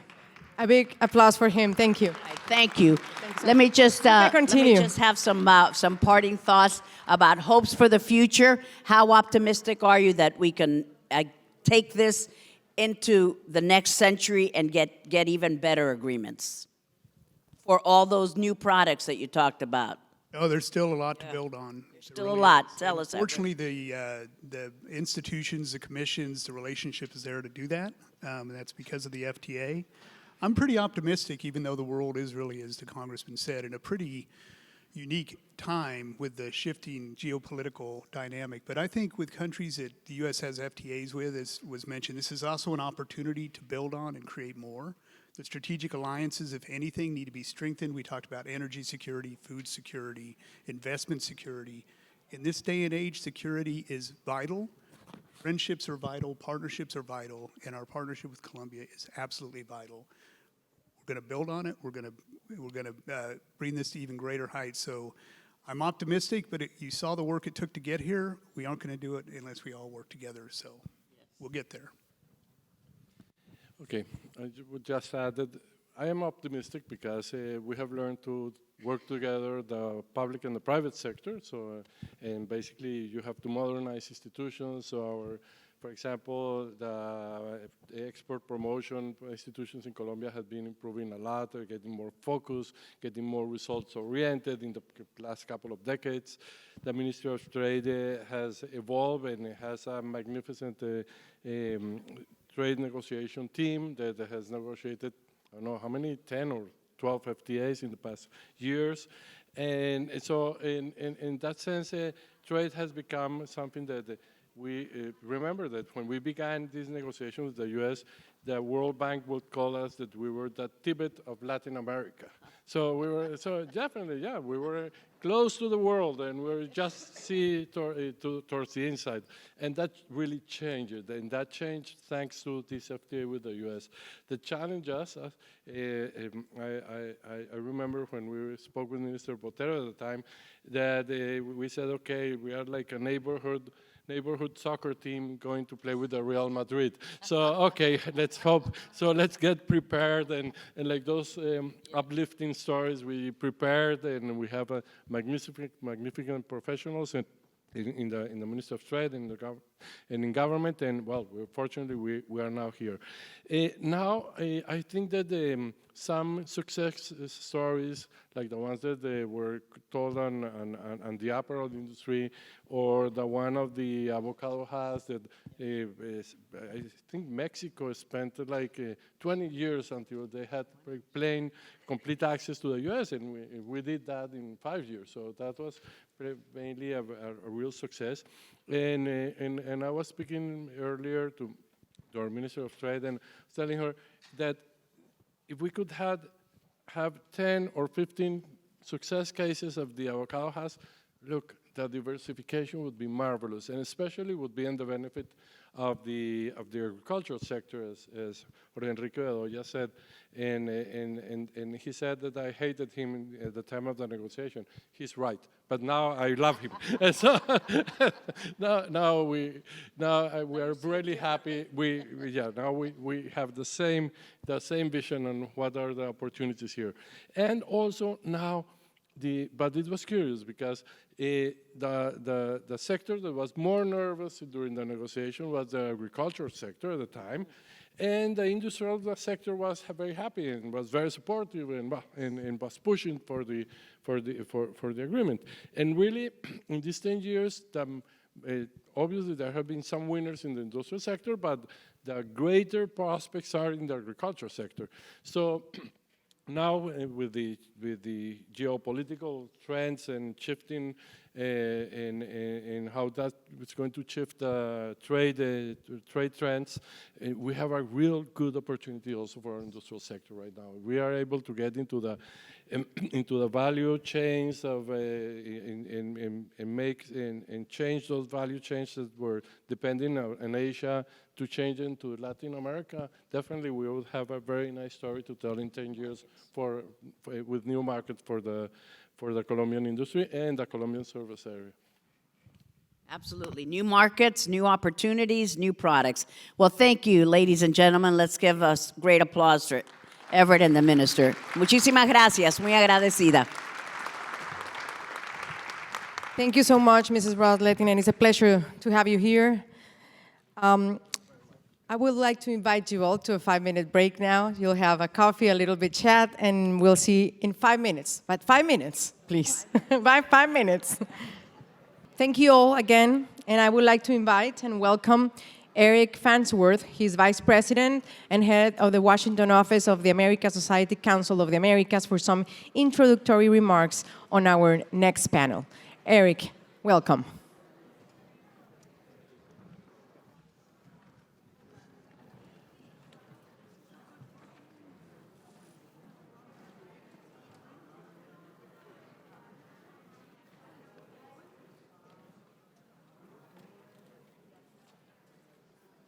Hi, everybody. Good afternoon. Let's try that one again. My pastor would say that wasn't very good. Let's try it again. Good afternoon. All right. Much better. You're all welcome in my church anytime. It's a real pleasure to be here. Ladies and gentlemen, usually that's a throwaway line for speakers. They say, thanks a lot for that great introduction. It's a real pleasure to be here. But in this case, it actually happens to be true. It's terrific to be here after 2 years of lockdown and pandemics, to be back in person. It's an honor to be invited by WIDA and my good friend Ken Levinson. Where's Ken? He's around here somewhere. It is really not easy these days to be an advocate for trade. And Ken does such an outstanding job leading the organization and promoting the agenda, even as many in Washington and elsewhere, it must be said, have lost a sense of the strategic importance of trade. In fact, ladies and gentlemen, it seems that just about the only way to get Washington to consider trade these days would be to use it as the daily wordle. And so we need to change the dynamic here around these issues. Of course, it's a real joy to have the opportunity, along with such a stellar cast of speakers and panelists, including my longtime mentor and friend, Mac McLarty, to celebrate the 10-year anniversary of the U.S.-Colombia FTA, which is truly one of the foundational bipartisan efforts underwriting the broader hemispheric democracy agenda. And I want to use that word democracy in the next 2 minutes several times.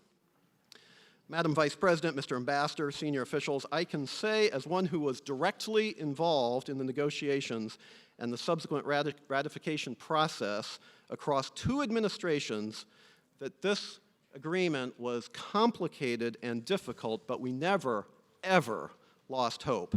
And that's because we believed and continue to believe in the Colombian people and the impressive strides that the nation has made with significant effort, in fact, a generation ago, to leave a dark place where democracy itself was under threat. Sometimes we forget that based on where the country has come and where it indeed is going. But more to the point, we believed and continue to believe that the best way to assist Colombians to build a better society is to establish permanent linkages that support economic growth, promote incentives for labor and environmental protections, create jobs that support peace and potentially reduce the allure of the drugs trade, and strengthen democracy itself. For 10 years, the U.S.-Colombia FTA has done exactly these things. And it's good that we should take a moment today here in Washington to acknowledge and celebrate this reality.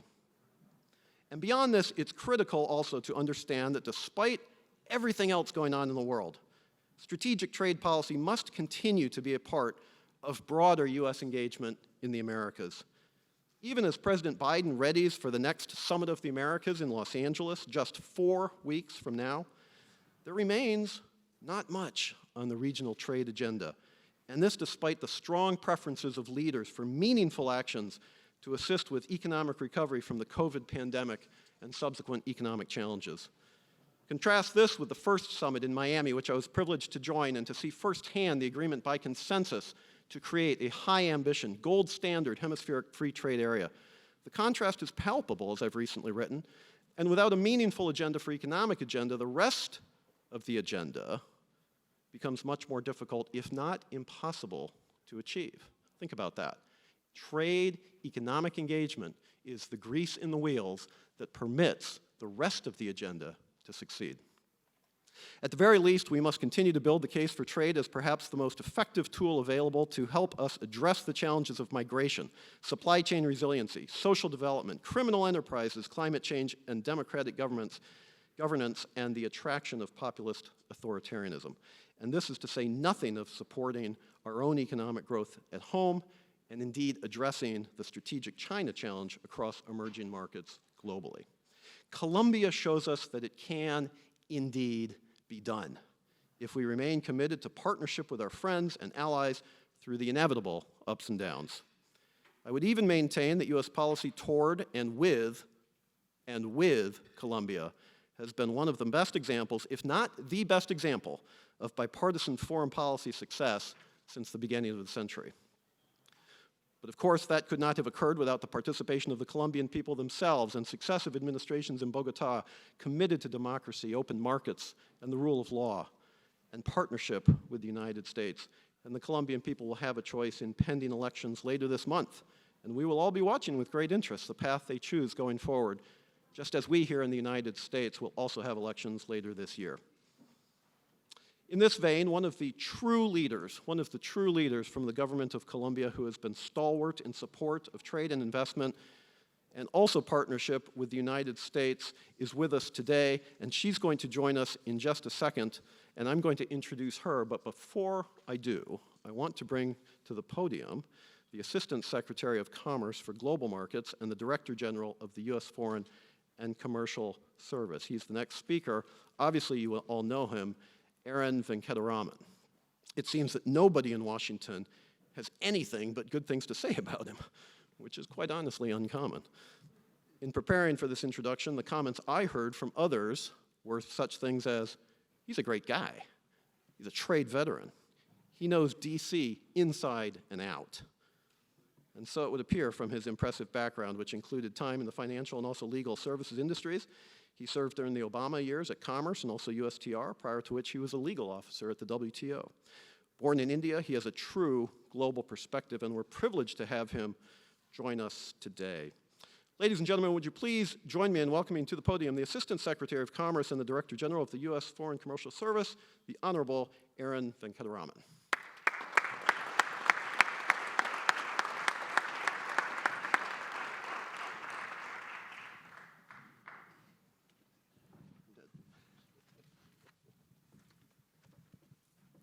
Wow, well, good afternoon, and thank you, Eric, for that very kind introduction. It's amazing what people will say if you pay them enough. So it is my pleasure to be here today to mark the 10-year anniversary of the Free Trade Agreement between our countries.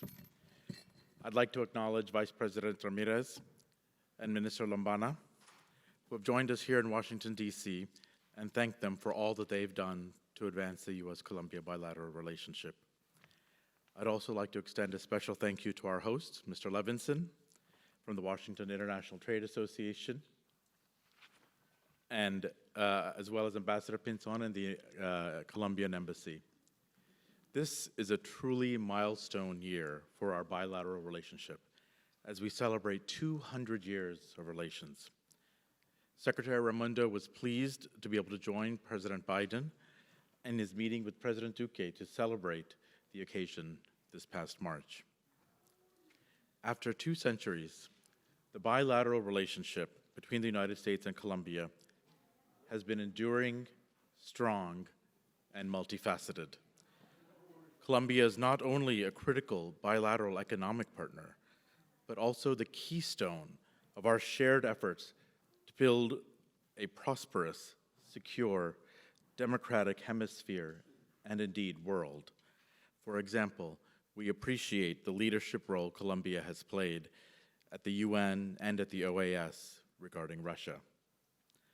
One especially foundational aspect of our relationship is the strong trade and investment ties, including through the U.S.-Colombia Trade Promotion Agreement, or Ctpa, which you all know well. You all know that the Ctpa has eliminated tariffs and other barriers to trade and improved the investment environment, while supporting environmentally and socially sound economic growth and employment opportunities in both countries.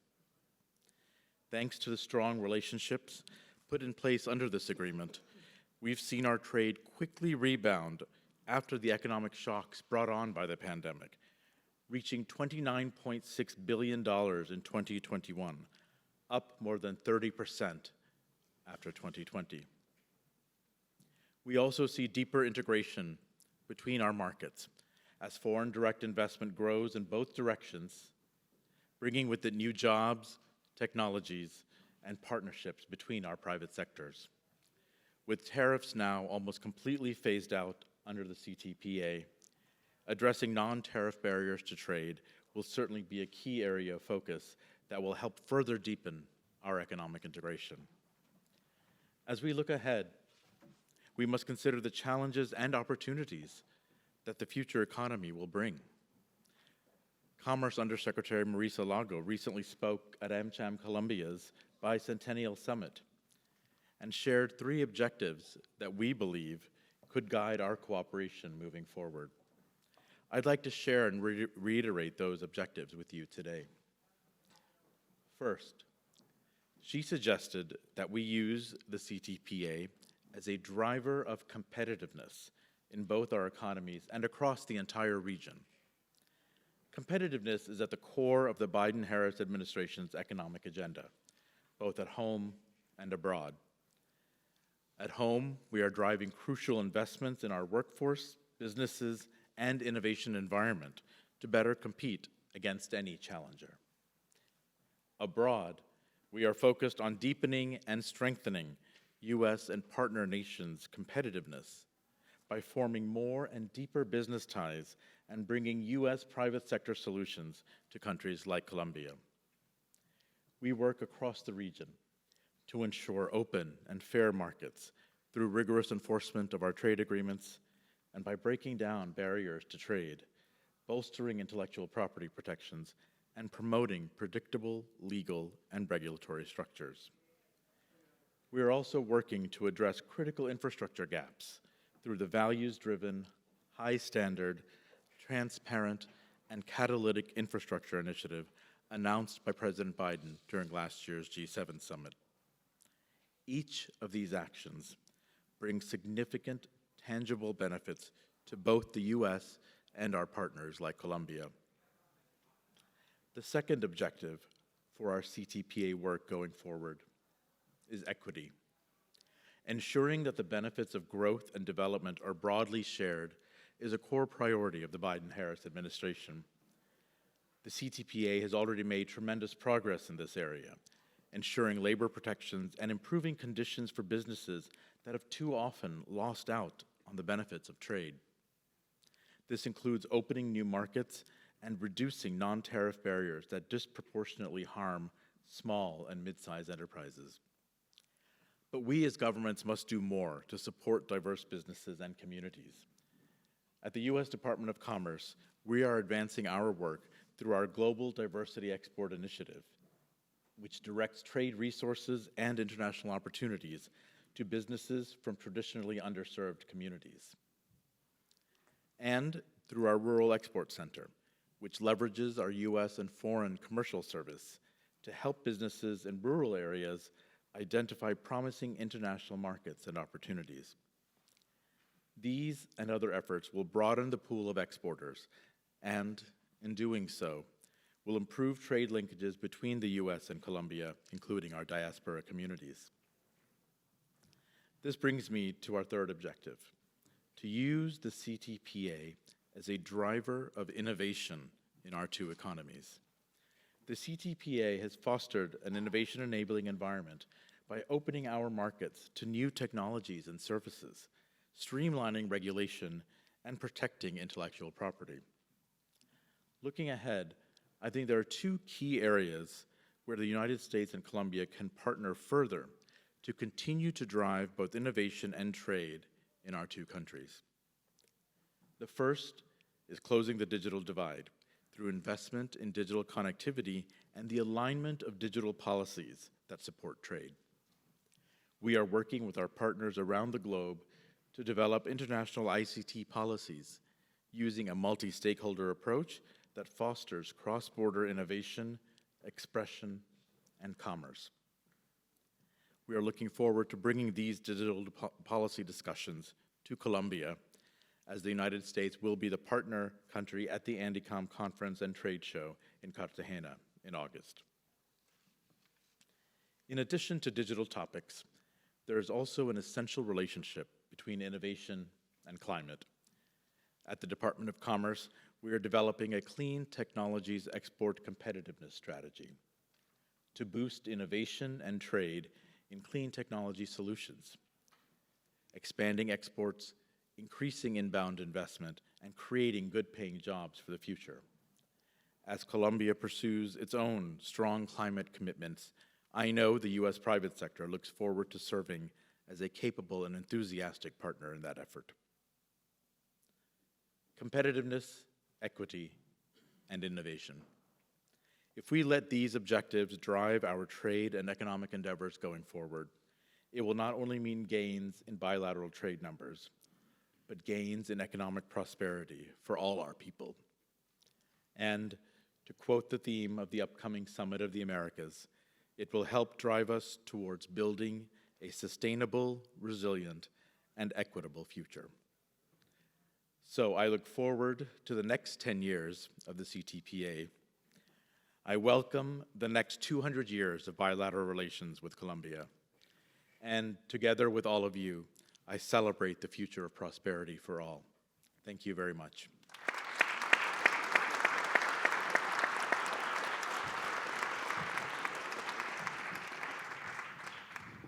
Thank you, Mr. Secretary. That was terrific. I hope to be around in another 200 years, indeed, to celebrate those additional 200 years. But the next 10 years, I think we can all certainly aspire to and look forward to that as well. And thank you for those comments. And I must say that one of the things that has marked the U.S.-Colombia relationship for years has been the sustainability, the links from administration to administration, not just in the United States, but also in Colombia.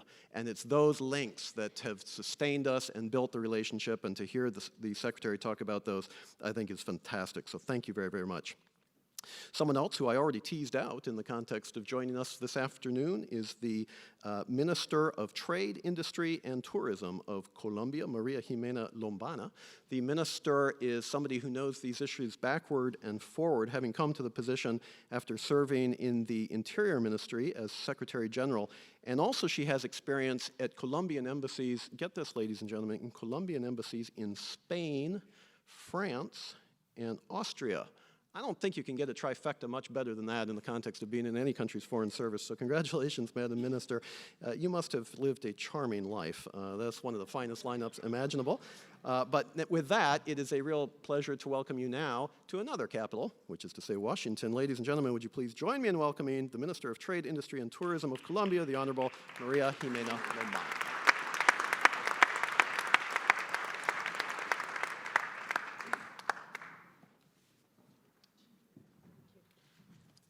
You forgot to mention that I lived in Washington. It was the best place. I was a student here. Let me begin by thanking all of you for joining us in this very special occasion in which we take a careful look at the benefits that the promotion agreement has brought to both countries. This is also an opportunity to connect the dots through the stories of the policymakers, diplomats, technical experts, as well as businessmen and businesswomen that have a direct hand in developing and advancing the robust framework of the TPA, with a view towards expanding exporting potential and safeguarding fair trade principles. The Trade Promotion Agreement is the institutional reflection of the profound diplomatic and economic ties that now permeate supply chains across sectors and borders. The TPA has become the main platform for continuous integration between the United States and Colombia, generating trade and investment opportunities and sparking economic growth. It provides for mutual and preferential access to countless products, and it has translated in approximately 1,500 Colombian products entering the US market every year since 2012. The entry into force of the TPA also conveyed a clear message that investors and exporters could reliably expect stable rules of the game.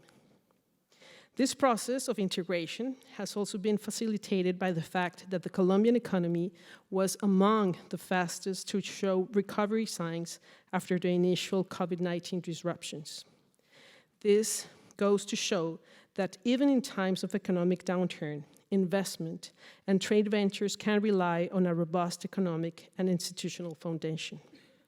Between 2012 and 2021, the year of the most significant economic reactivation, exports outside mining, oil and gas basket grew 53.4% and reached $5,239 million last year, the highest recorded value for in this basket since the agreement entered into force.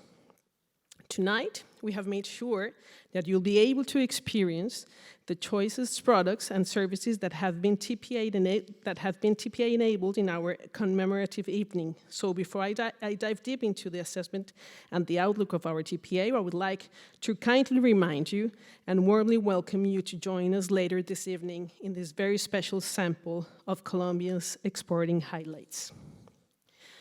From a strategic perspective, the Ctpa has helped in abating the dependence of Colombia on oil, gas, and mining exports. Before the agreement came into effect, exports outside this basket made up less than 20% of total exports, and today they account for more than 40% of total exports. Moreover, our business and industrial network has transformed itself and has evolved past domestically focused linkages. From 2011 to 2020, the number of enterprises exporting to the US has increased by 11%. In 2011, 3,102 enterprises registered to export to the US. In 2021, this number increased to 3,444. All in all, the agriculture sector has been the foremost beneficiary of the FTA. Colombia has had a 46% growth in agriculture exports between 2012 and 2021. Coffee, 42%, flowers, 44%, and bananas, 6%. They are still the top agriculture products exported to the US and have developed a sense of positive country branding that leverages tourism and bring much welfare for rural communities, which is very important in Colombia's socioeconomic development agenda and strengthening the commercial relationship with the United States. Colombia has successfully managed to diversify its export portfolio, reaching the American market with non-traditional agriculture products, such as Hass avocados, Tahiti lemons, Cape gooseberries, aromatic herbs, tilapia, and trout. Several of these products did not have access before the TPA.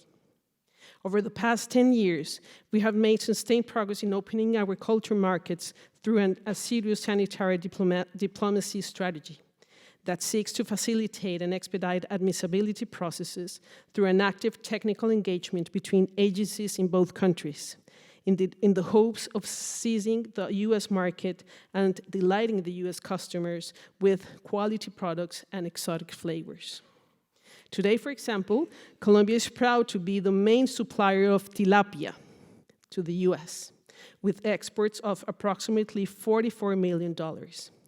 Hass avocado is another success story, which has increased exports from 29 tons in 2017 to more than 2,300 tons in 2021, worth more than $4 million. This sustained growth has been articulated with a well-devised positioning strategy for Colombia in the US market by leveraging traditional promotional avenues such as international fairs and created pathways such as highly visible events like Super Bowl, which attracts more than 100 million viewers every year. And of course, Shakira and J Balvin and other services. The manufacturing sector has also greatly benefited from access to the US market. Manufacturing has doubled its share in total exports in the past 10 years. The sector went from accounting for 5% of total exports in 2012 to 16% in 2021. As a result, Colombia construction materials and clothing have consolidated a position of prowess in the US market. The trade promotion agreement has also fostered exports of Colombian services to the US. While in 2013, the share of the US in total services exports from Colombia was 28%, in 2021, this figure had almost doubled and 43% of all services exported from Colombia reach the US. And this is only the beginning, as we are already seeing important trends in software, IT, telemedicine, medical research, and the audiovisual sector with great potential for growth in the US market. In addition, investment has been and continues to be the cornerstone for further integration between our countries. For Colombia, the US already holds a strategic position as the main source of foreign investment in our country. In fact, between 2012 and 2020, foreign direct investment from the United States to Colombia amounted approximately $2.3 billion annually. And in the last 10 years, the accumulated investment in of the United States in Colombia amounted to $22.4 billion, which consolidates the United States as the main investor in Colombia, with an average annual share of 18% of total foreign direct investment coming to the country. Over the last decade, we have also witnessed the arrival of over 500 American companies to our country, with aggregate investment worth $25.9 billion, and with them, over 107,000 direct and indirect jobs. As we approach the next decade, we must unravel new Ctpa opportunities in a rapidly changing and uniquely challenging international trade landscape. For instance, the COVID-19 pandemic made governments and companies reconsider their reliance in the Eastern Hemisphere economies as a matter of strategic supply chain management. Colombia is a foremost ally of the US, and furthering linkages in our supply chains is in the best interest of both countries as we look ahead to the reconfiguration of the geopolitical and trade landscape. It is pivotal to continue opening markets for Colombia products to enter the US. The importance of agriculture exports in Colombia's socioeconomic development and the strengthening of the commercial relationship with the United States is unquestionable. This process of elevating Colombia as the principal ally and nearshoring destination of US investment in South America also requires that we leverage Colombia's leadership in the region in environmental matters. There is a profound alignment in this respect between Colombia's state policy and the priorities of the Biden administration in the US Congress.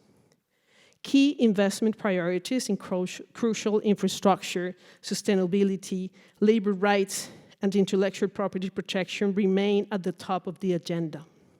I can assure you that our government is fully committed to adopting harmonious policies with sustainability goals and climate change mitigation strategies, and that the Colombian productive sector has advanced in implementing high standards in these matters as well. In the sphere of strategic investment, with President Biden's within the President Biden Build Back Better World initiative, supply chain resiliency takes the center stage, and devising nearshoring incentives is the best way to materialize this goal. In fact, as part of this initiative, Colombia presented a portfolio of strategic infrastructure products to DFC, covering renewable energies, sustainable tourism, social inclusion, among others. Investment opportunities have also been identified in sectors such as software, chemicals, plastics, textiles and clothing, agrochemicals, construction materials, processed food, fruit and vegetables, auto parts, among other sectors. Just like the United States, we strongly believe it is fundamental to consolidate resilient supply chains in the Western Hemisphere, as well as safeguarding the principles of free trade and fair trade. Partnering with like-minded countries is critical to mitigate supply chain dependence and to promote democratic values, environmental priorities, and other shared goals and standards. Both President Duque and President Biden agendas are aligned in this respect. The truth is that pandemic was a harsh reminder of the importance of taking tangible steps to bolster and fortify regional supply chains. And in the current geopolitical context, the outlook for the Colombian agriculture sector is alarming as a result of debilitating exports to Russia and other Asian economies. The U.S. is called upon to lead the regional response to mitigate international trade disruptions and, in doing so, consolidate supply chains. As a regional leader in this field, it is more important than ever that the U.S. cooperates with trade partners to spearhead and articulate the contours of a tangible friend-shoring policy with the strategic allies like Colombia.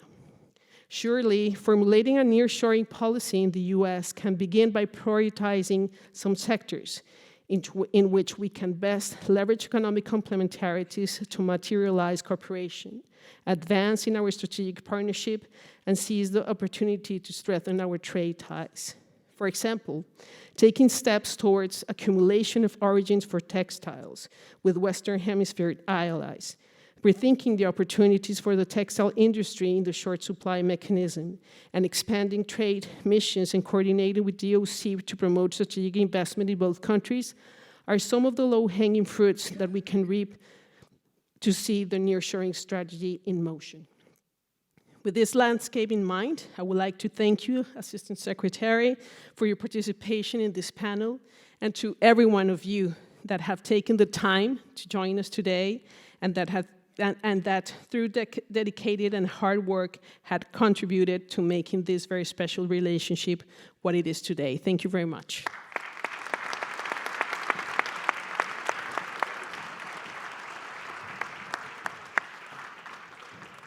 Ladies and gentlemen, that will conclude this panel. So we turn it back to Ken Levinson or to the MC. There we go. That's more accurate. Thanks. Another hand, please, for our speakers.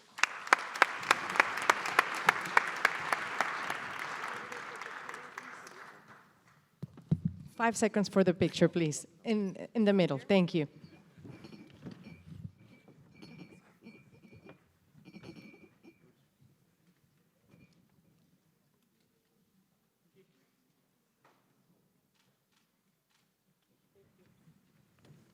Thank you so much, Eric.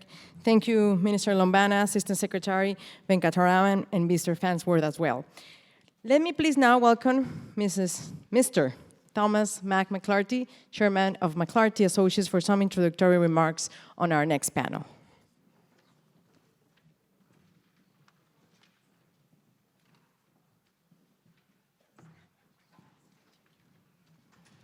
Good afternoon.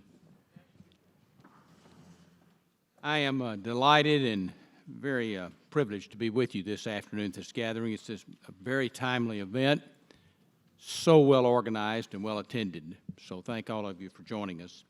Mr. Secretary, thank you for your remarks. They were precisely on point and they kind of lifted all of our spirits. Minister Lombana, I think you made the case for the supply chain and we appreciate that. Carolina Barco, it's wonderful to see you. Brings back very good and warm memories, and thank you for your work in fostering U.S.-Colombia relations. Ken Levinson, you've been an able leader of this organization, and congratulations on convening this event. I would be remiss if I did not note my former White House colleague, Eric Farnsworth, for his loyalty and support during our time in the Clinton-Gore administration. I would also be remiss if I did not note my partner, Kelly Myman, who has served our country both in the public and the private sector, has been a force both during her time in Colombia and Brazil, as well as USTR. So this trade agenda is right in her wheelhouse for sure. And to all of you for being here, as I noted earlier. Many of you know, I think, another colleague and valued team member, Colonel Stephen Donahue, who recently shared with me a saying that Columbia parents, as I understand it, often say to their children. I can't pronounce it as beautifully and easily as Stephen, but basically you are who you hang out with. That's a current formulation, perhaps. You're known by the company you keep. I've been pondering that expression as we commemorate the 10-year anniversary of the U.S.-Colombia Free Trade Agreement. Because it occurs to me that saying applies to nation states as well. You are indeed known by those that you befriend, support, trade with, engage with, collaborate with. It's a truism. And that's why the Colombia-United States relationship, for indeed 2 centuries, speaks volumes about both nations. In this ever-shifting region, and as we hear the tectonic plates shifting in terms of the geopolitical and geoeconomic landscape, indeed, that friendship, that partnership, that engagement, I would submit, is more important than ever. Colombia stands truly as a pillar, as a point of stability in the region and more broadly. To quote your motto, your national motto, liberty and order. Those are key enduring concepts. Fortunately, our friendship, our relationship enjoys an excellent steward as our closing speaker for this important meeting. Vice President and Minister of Foreign Affairs, Maria Lucia Ramirez. You know, some you find want to only identify the problems and emphasize the disagreements. Mr. Ramirez has been quite the contrary, of bringing down barriers, bridging divides, and finding that much sought after and so needed common ground. By becoming her nation's first female minister as Foreign Trade Minister, then Minister of Defense, and now as Vice President, she has certainly broadened the horizon and the possibility for Colombian women and more broadly. And by being an advocate, a champion of transparency and cooperation, both at home and abroad, she has served as a crucial advocate for democracy and values, both in her country and more broadly, and that we all share and hold dear. I have been privileged firsthand to see her charisma, her diligence, her effectiveness, her uncommonly good judgment, and her strong and steady leadership. We indeed have worked together going back, as Eric kindly noted, 2 decades to the first Summit of the Americas, when I was privileged to serve as President Clinton's special envoy, and continuing to travel that Pan-American highway in the private sector. So if you're known by those you hang out with, who you engage with, who you work with, who you collaborate with, it's been my opportunity and privilege to work with Vice President Ramirez. Having said that, we both know that our nations and the hemisphere is approaching a crossroad. There are going to be decisions to make in the days ahead. Isolationism, authoritarianism are looming on the horizon. Our country's continued friendship, engagement, trust can make a real difference between a free, prosperous, open Latin America or alternatives that are much, much less promising. So there are challenges and there are opportunities ahead for sure. I am hopeful about the future, but I am confident that our next decade will be even brighter if Vice President Ramirez has anything to do with it, and I am confident that she indeed will.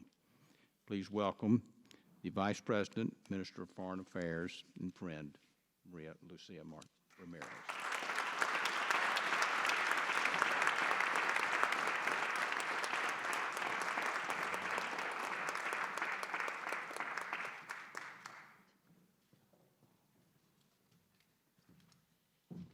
Good afternoon, all.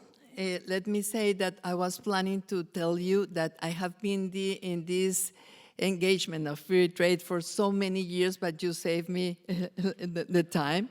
Because yes, I have to confess that I am part of these people who work in the transition from the Andean Trade Preference Act to the Free Trade Area of the Americas.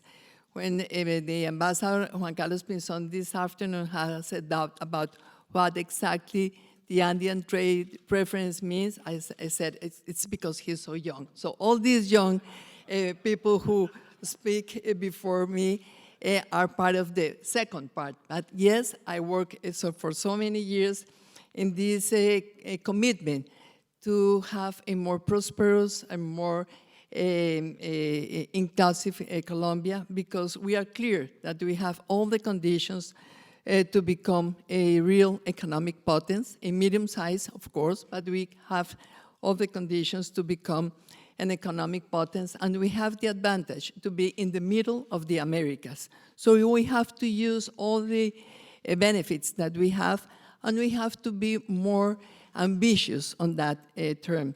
So that's why, for me, it's clear that we have improved a lot because of the free trade agreement, but it's not enough. And we are not here to applaud of each of us. We have to here to ask what else can we do and how to do it better and how to improve in order to have better conditions of life for all the Colombians, but also for all the citizens of the Americas. Because as many of you have mentioned before, our relations have had 200 years in this diplomatic relation, but we have a relation which is based in values. So that's why it's so important to understand the most important value, which is democracy, is in risk, is in a serious risk.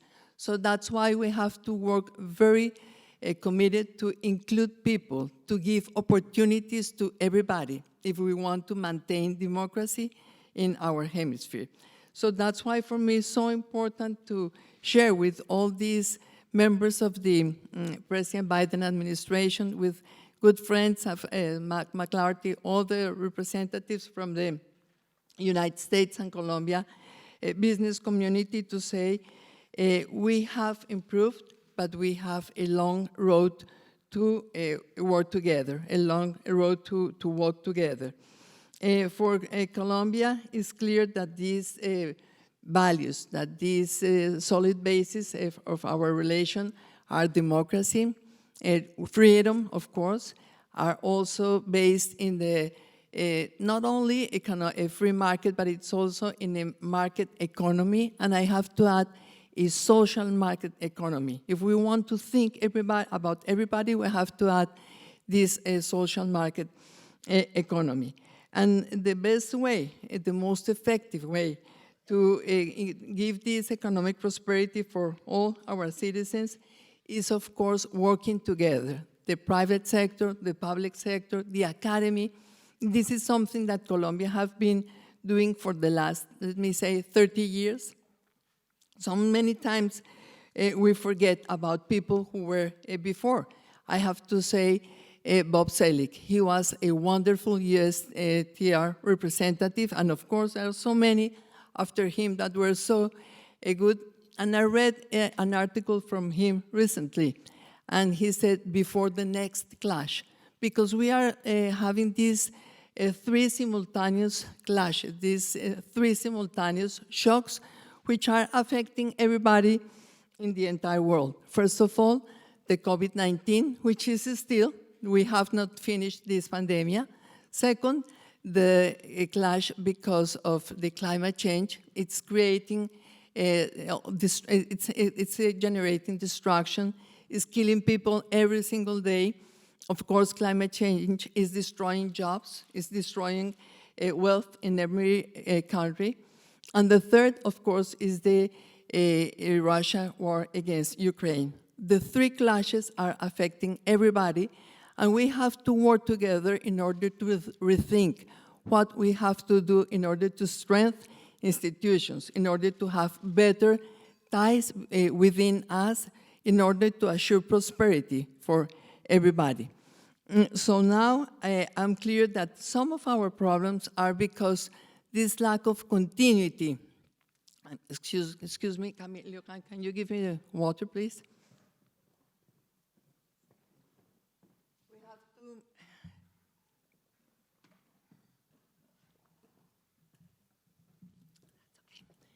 We have to give continuity to some of the efforts made by the public sector, but also for the business community, because investors need to have this stability. As Max has mentioned, Colombia is a country with stability. It's a stable focus point in Latin America, at least, because we have had this stable democracy, stable economy, but this is something that we have to have in mind every single day. Public servants, we need to understand that if we change the rules, this is affecting investors. This is affecting the conditions for our companies to be competitive and also to be successful in their efforts to create jobs and to create wealth. And of course, this is one of the reasons why for Colombia was so important to have the free trade agreement and then to become a member of the OECD, because all these frames make us to be more serious about rules, about the stability, about the permanent conditions for the investors' success. And this is something that I mentioned before, we have been doing well in Colombia. I don't have to be this false modesty. We feel proud that we have been doing this with this convention for many governments, many people before, and the people who is leading right now. Our government, President Duque, has been leading all these efforts in order to have the Colombian economy transition to a modern economy, but also a sustainable economy. But we are also focused in the basic sectors, in, for example, agriculture. When we listened this afternoon in the panel about the poultry, about the pork, about cattle, about flowers, those are the same sectors that we were analyzing 20 years ago, because we also realized that they were very important in order to be competitive and in order to increase our exports to the United States.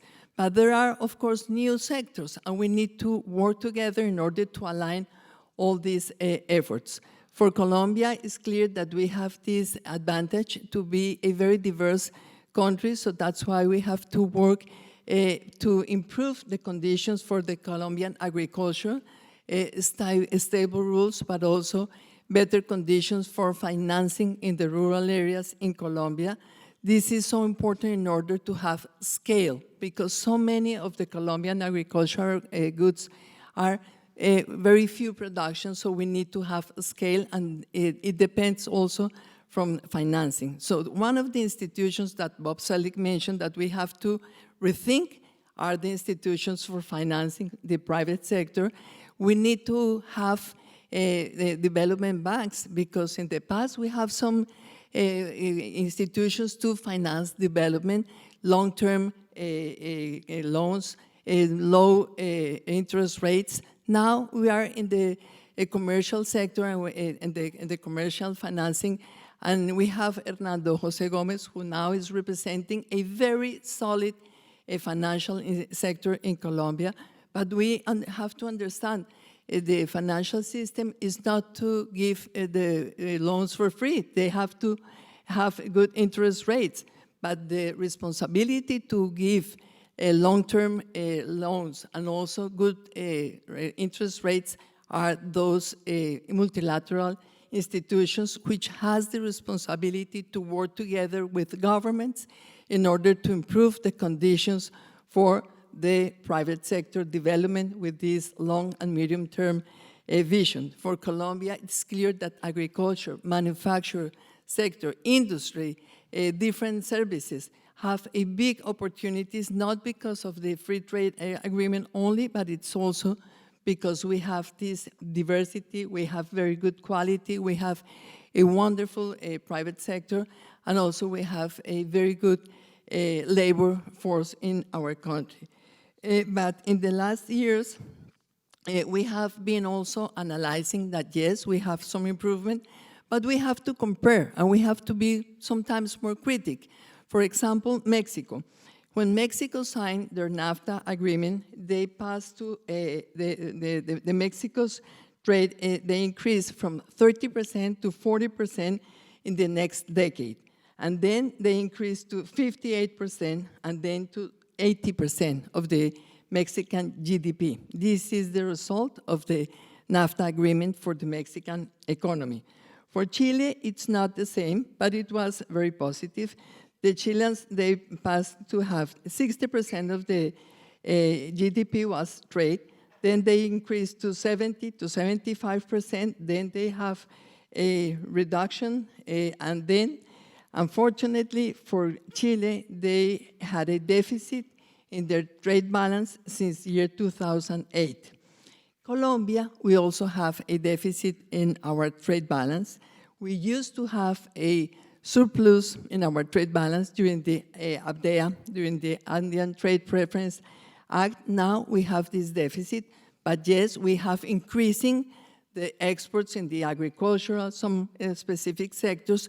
So we need to think, okay, how is going to be the future, how we can increase exports and also to reduce this deficit. And that's why for us it's so important to work in terms of competitiveness. And when I mentioned that we have to maintain and to give continuity to policy, to public policies, it is because we started in Colombia 20 years ago during President Pastrana's administration, a trade competitiveness and also an entrepreneurship policy, but it was stopped later. So now, one of the big concerns from President Uribe and one of the big commitments is how to push this competitiveness and how to maintain this commitment with new entrepreneurs. And that's why it's so important to have here with us Clara Parra, who is the presidential advisor for the Colombian competitiveness strategy and entrepreneurship strategy. And we have been working in order to maintain a very solid basis for all the Colombian sectors in order to have new companies, but also stable rules in order to continue growing not only as a producers, but also as exporters of different goods and services from Colombia. In the last 3 years and a half, we also create in Colombia 3 missions under the leadership of President Duque. One of them was the mission of it was a mission of experts. It was a mission of SAGES. The SAGES mission, and they participate experts from Europe, from the United States, from Colombia, in 8 specific focus, which are so interesting. We cannot be paralyzed, freeze in the agricultural basic commodities, so we need to think in value added, how to produce more processed food and how to use this advantage that Colombia has because of our diversity. So those SAGES recommend us to work very hard in order to develop the bioeconomy which means biotechnology and everything related with environment and sustainability. Second, they recommend us to work in technologies, convergent technologies, nanotechnology, infotechnology, 4.0 industries. Third, the oceans and water. This is one of the main Colombian strengths, and we have not have this like a strategy for the economic growth or economic exports. Now we are working on that. Fourth, the cultural and art creative industries.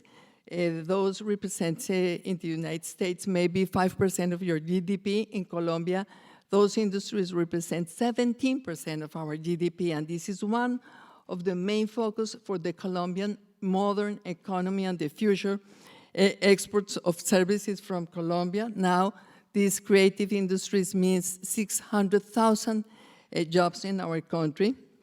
The fifth was the industries of life, health, pharmaceuticals, everything related with health. Now we know how important it is after the pandemic. Six is the social and human development with equity, which means education, research, all the different investment that we need to do also in green businesses and different new knowledge industries. Six is the sustainable energy. Some of you have mentioned this afternoon that one of the conditions to become more competitive is energy. Energy, stable energy, but also good prices of energy. That's why Colombia has been very committed with the development of energy and also this transition in renewable energy. Let me say for some of the American friends that we start our government with only 28 megas of capacity in renewable energy. Now we have 2,500 capacity of megawatts of capacity in solar and wind energy. Now we are starting the green hydrogen production. We have a roadmap, and for December next year, all this, the new auctions means that we are going to have a 4,500 megawatts of capacity in this renewable and green hydrogen energy, which means that we are going to provide better quality of energy, but also hopefully better prices for the production of manufacturers and other industries and sectors. And finally, the science of the space and aerospatial industry, and we are clear that we need to work very much in order to increase also our possibility to produce parts, aero parts, parts for aerospatial industry.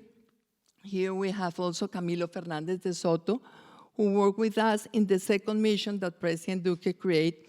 It was a mission to identify together the public sector and the private sector all the restrictions that we have in Colombia in order to increase production and in order to become more competitive and more with better capacity to export our goods.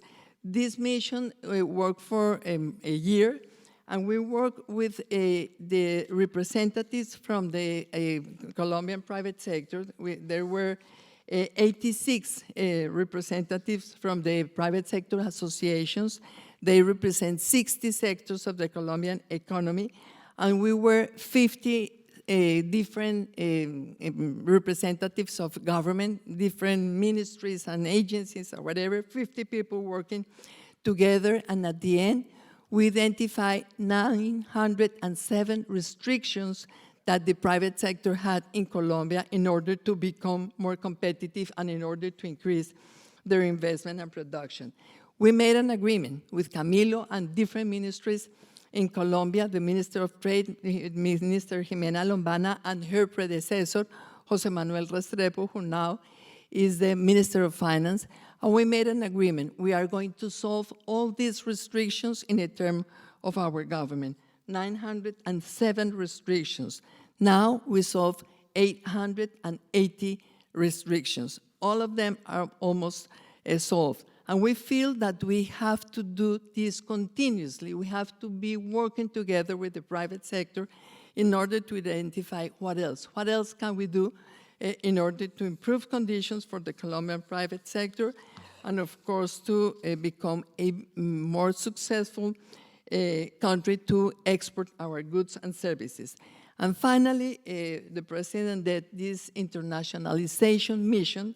That means that we have been working also in order to identify those capacities to export goods, services, and how to use all this Colombian diaspora that we have internationally. We have wonderful people. I have heard that one of the members of the panel this afternoon, she is a Colombian, so we have wonderful Colombians abroad, and we need to work together and to engage them in order to help us to identify all these conditions to become not only exporters, but also investors in different countries in order to have a more successful Colombia internationally, and of course, in order to have more innovation and adaptation of technology in our country.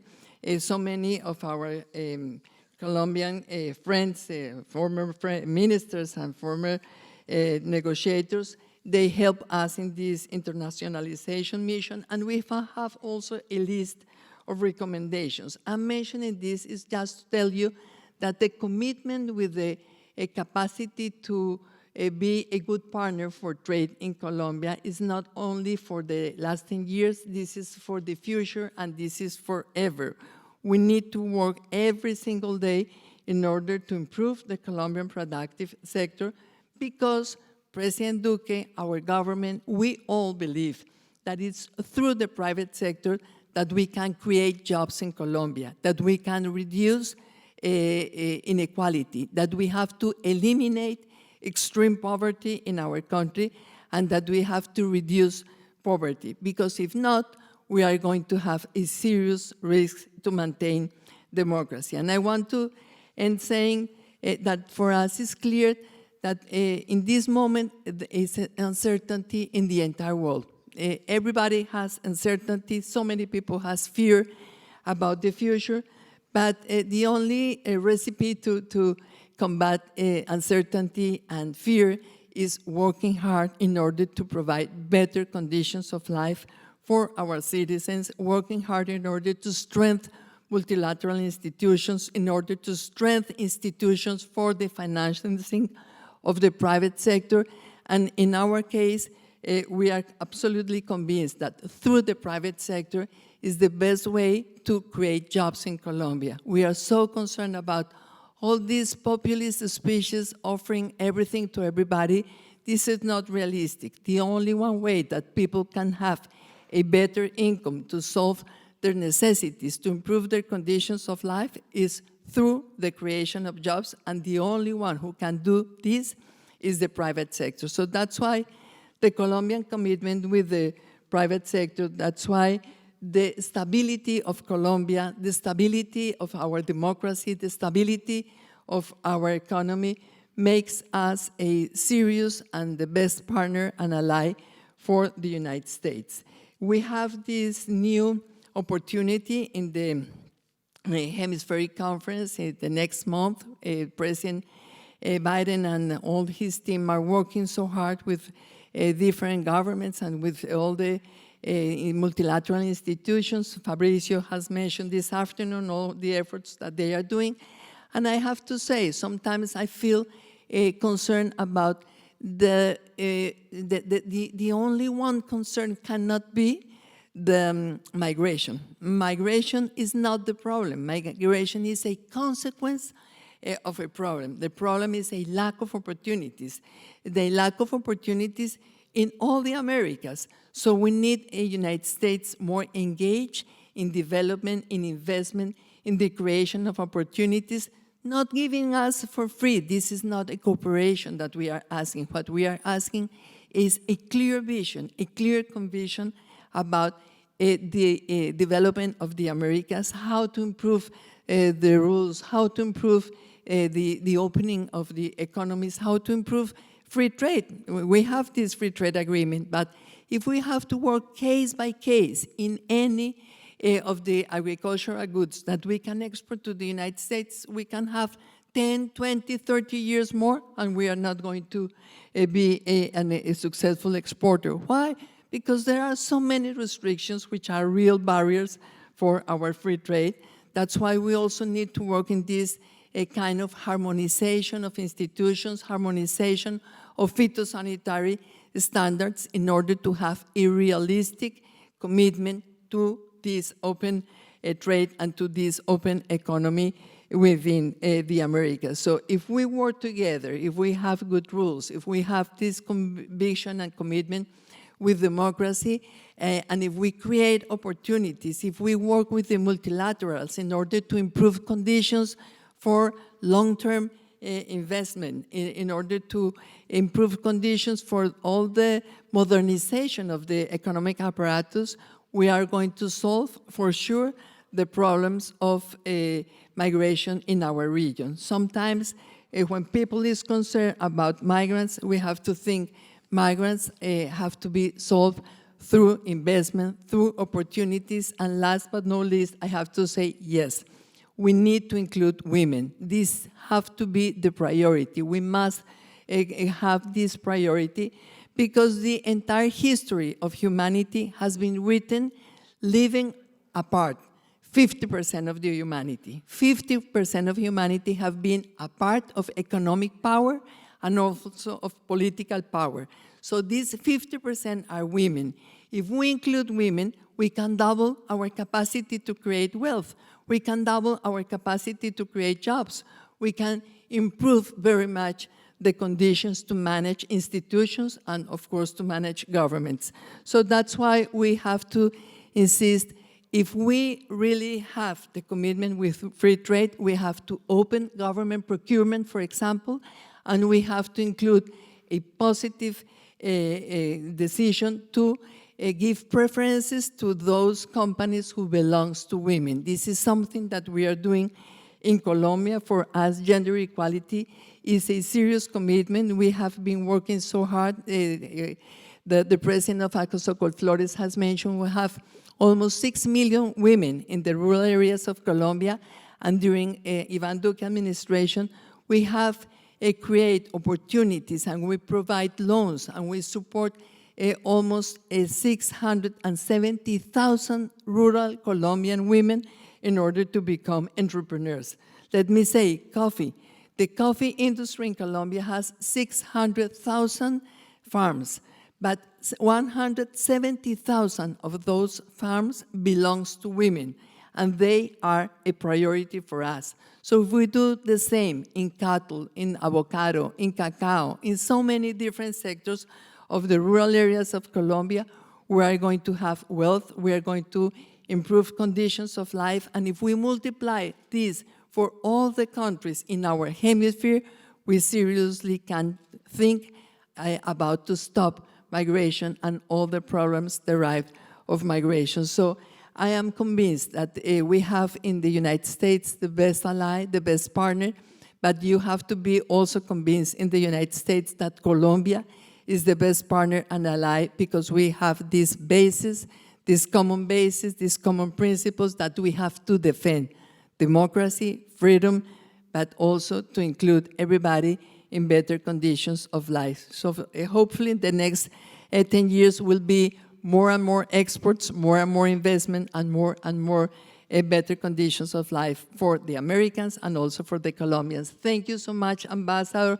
Thank you so much, Minister Ximena Lombana. Thank you so much to our amazing President of ProColombia, who has been improving every single year in the attraction of foreign direct investment and also exports. And also, thank you so much to our former Ambassador, Carolina Barco, all the former ministers, all our friends from Colombia, but mostly all of you who have been working so hard in order to strengthen this bilateral relation, which is a productive and necessary relation for both of us, for Colombia and also for the United States. Thank you so much.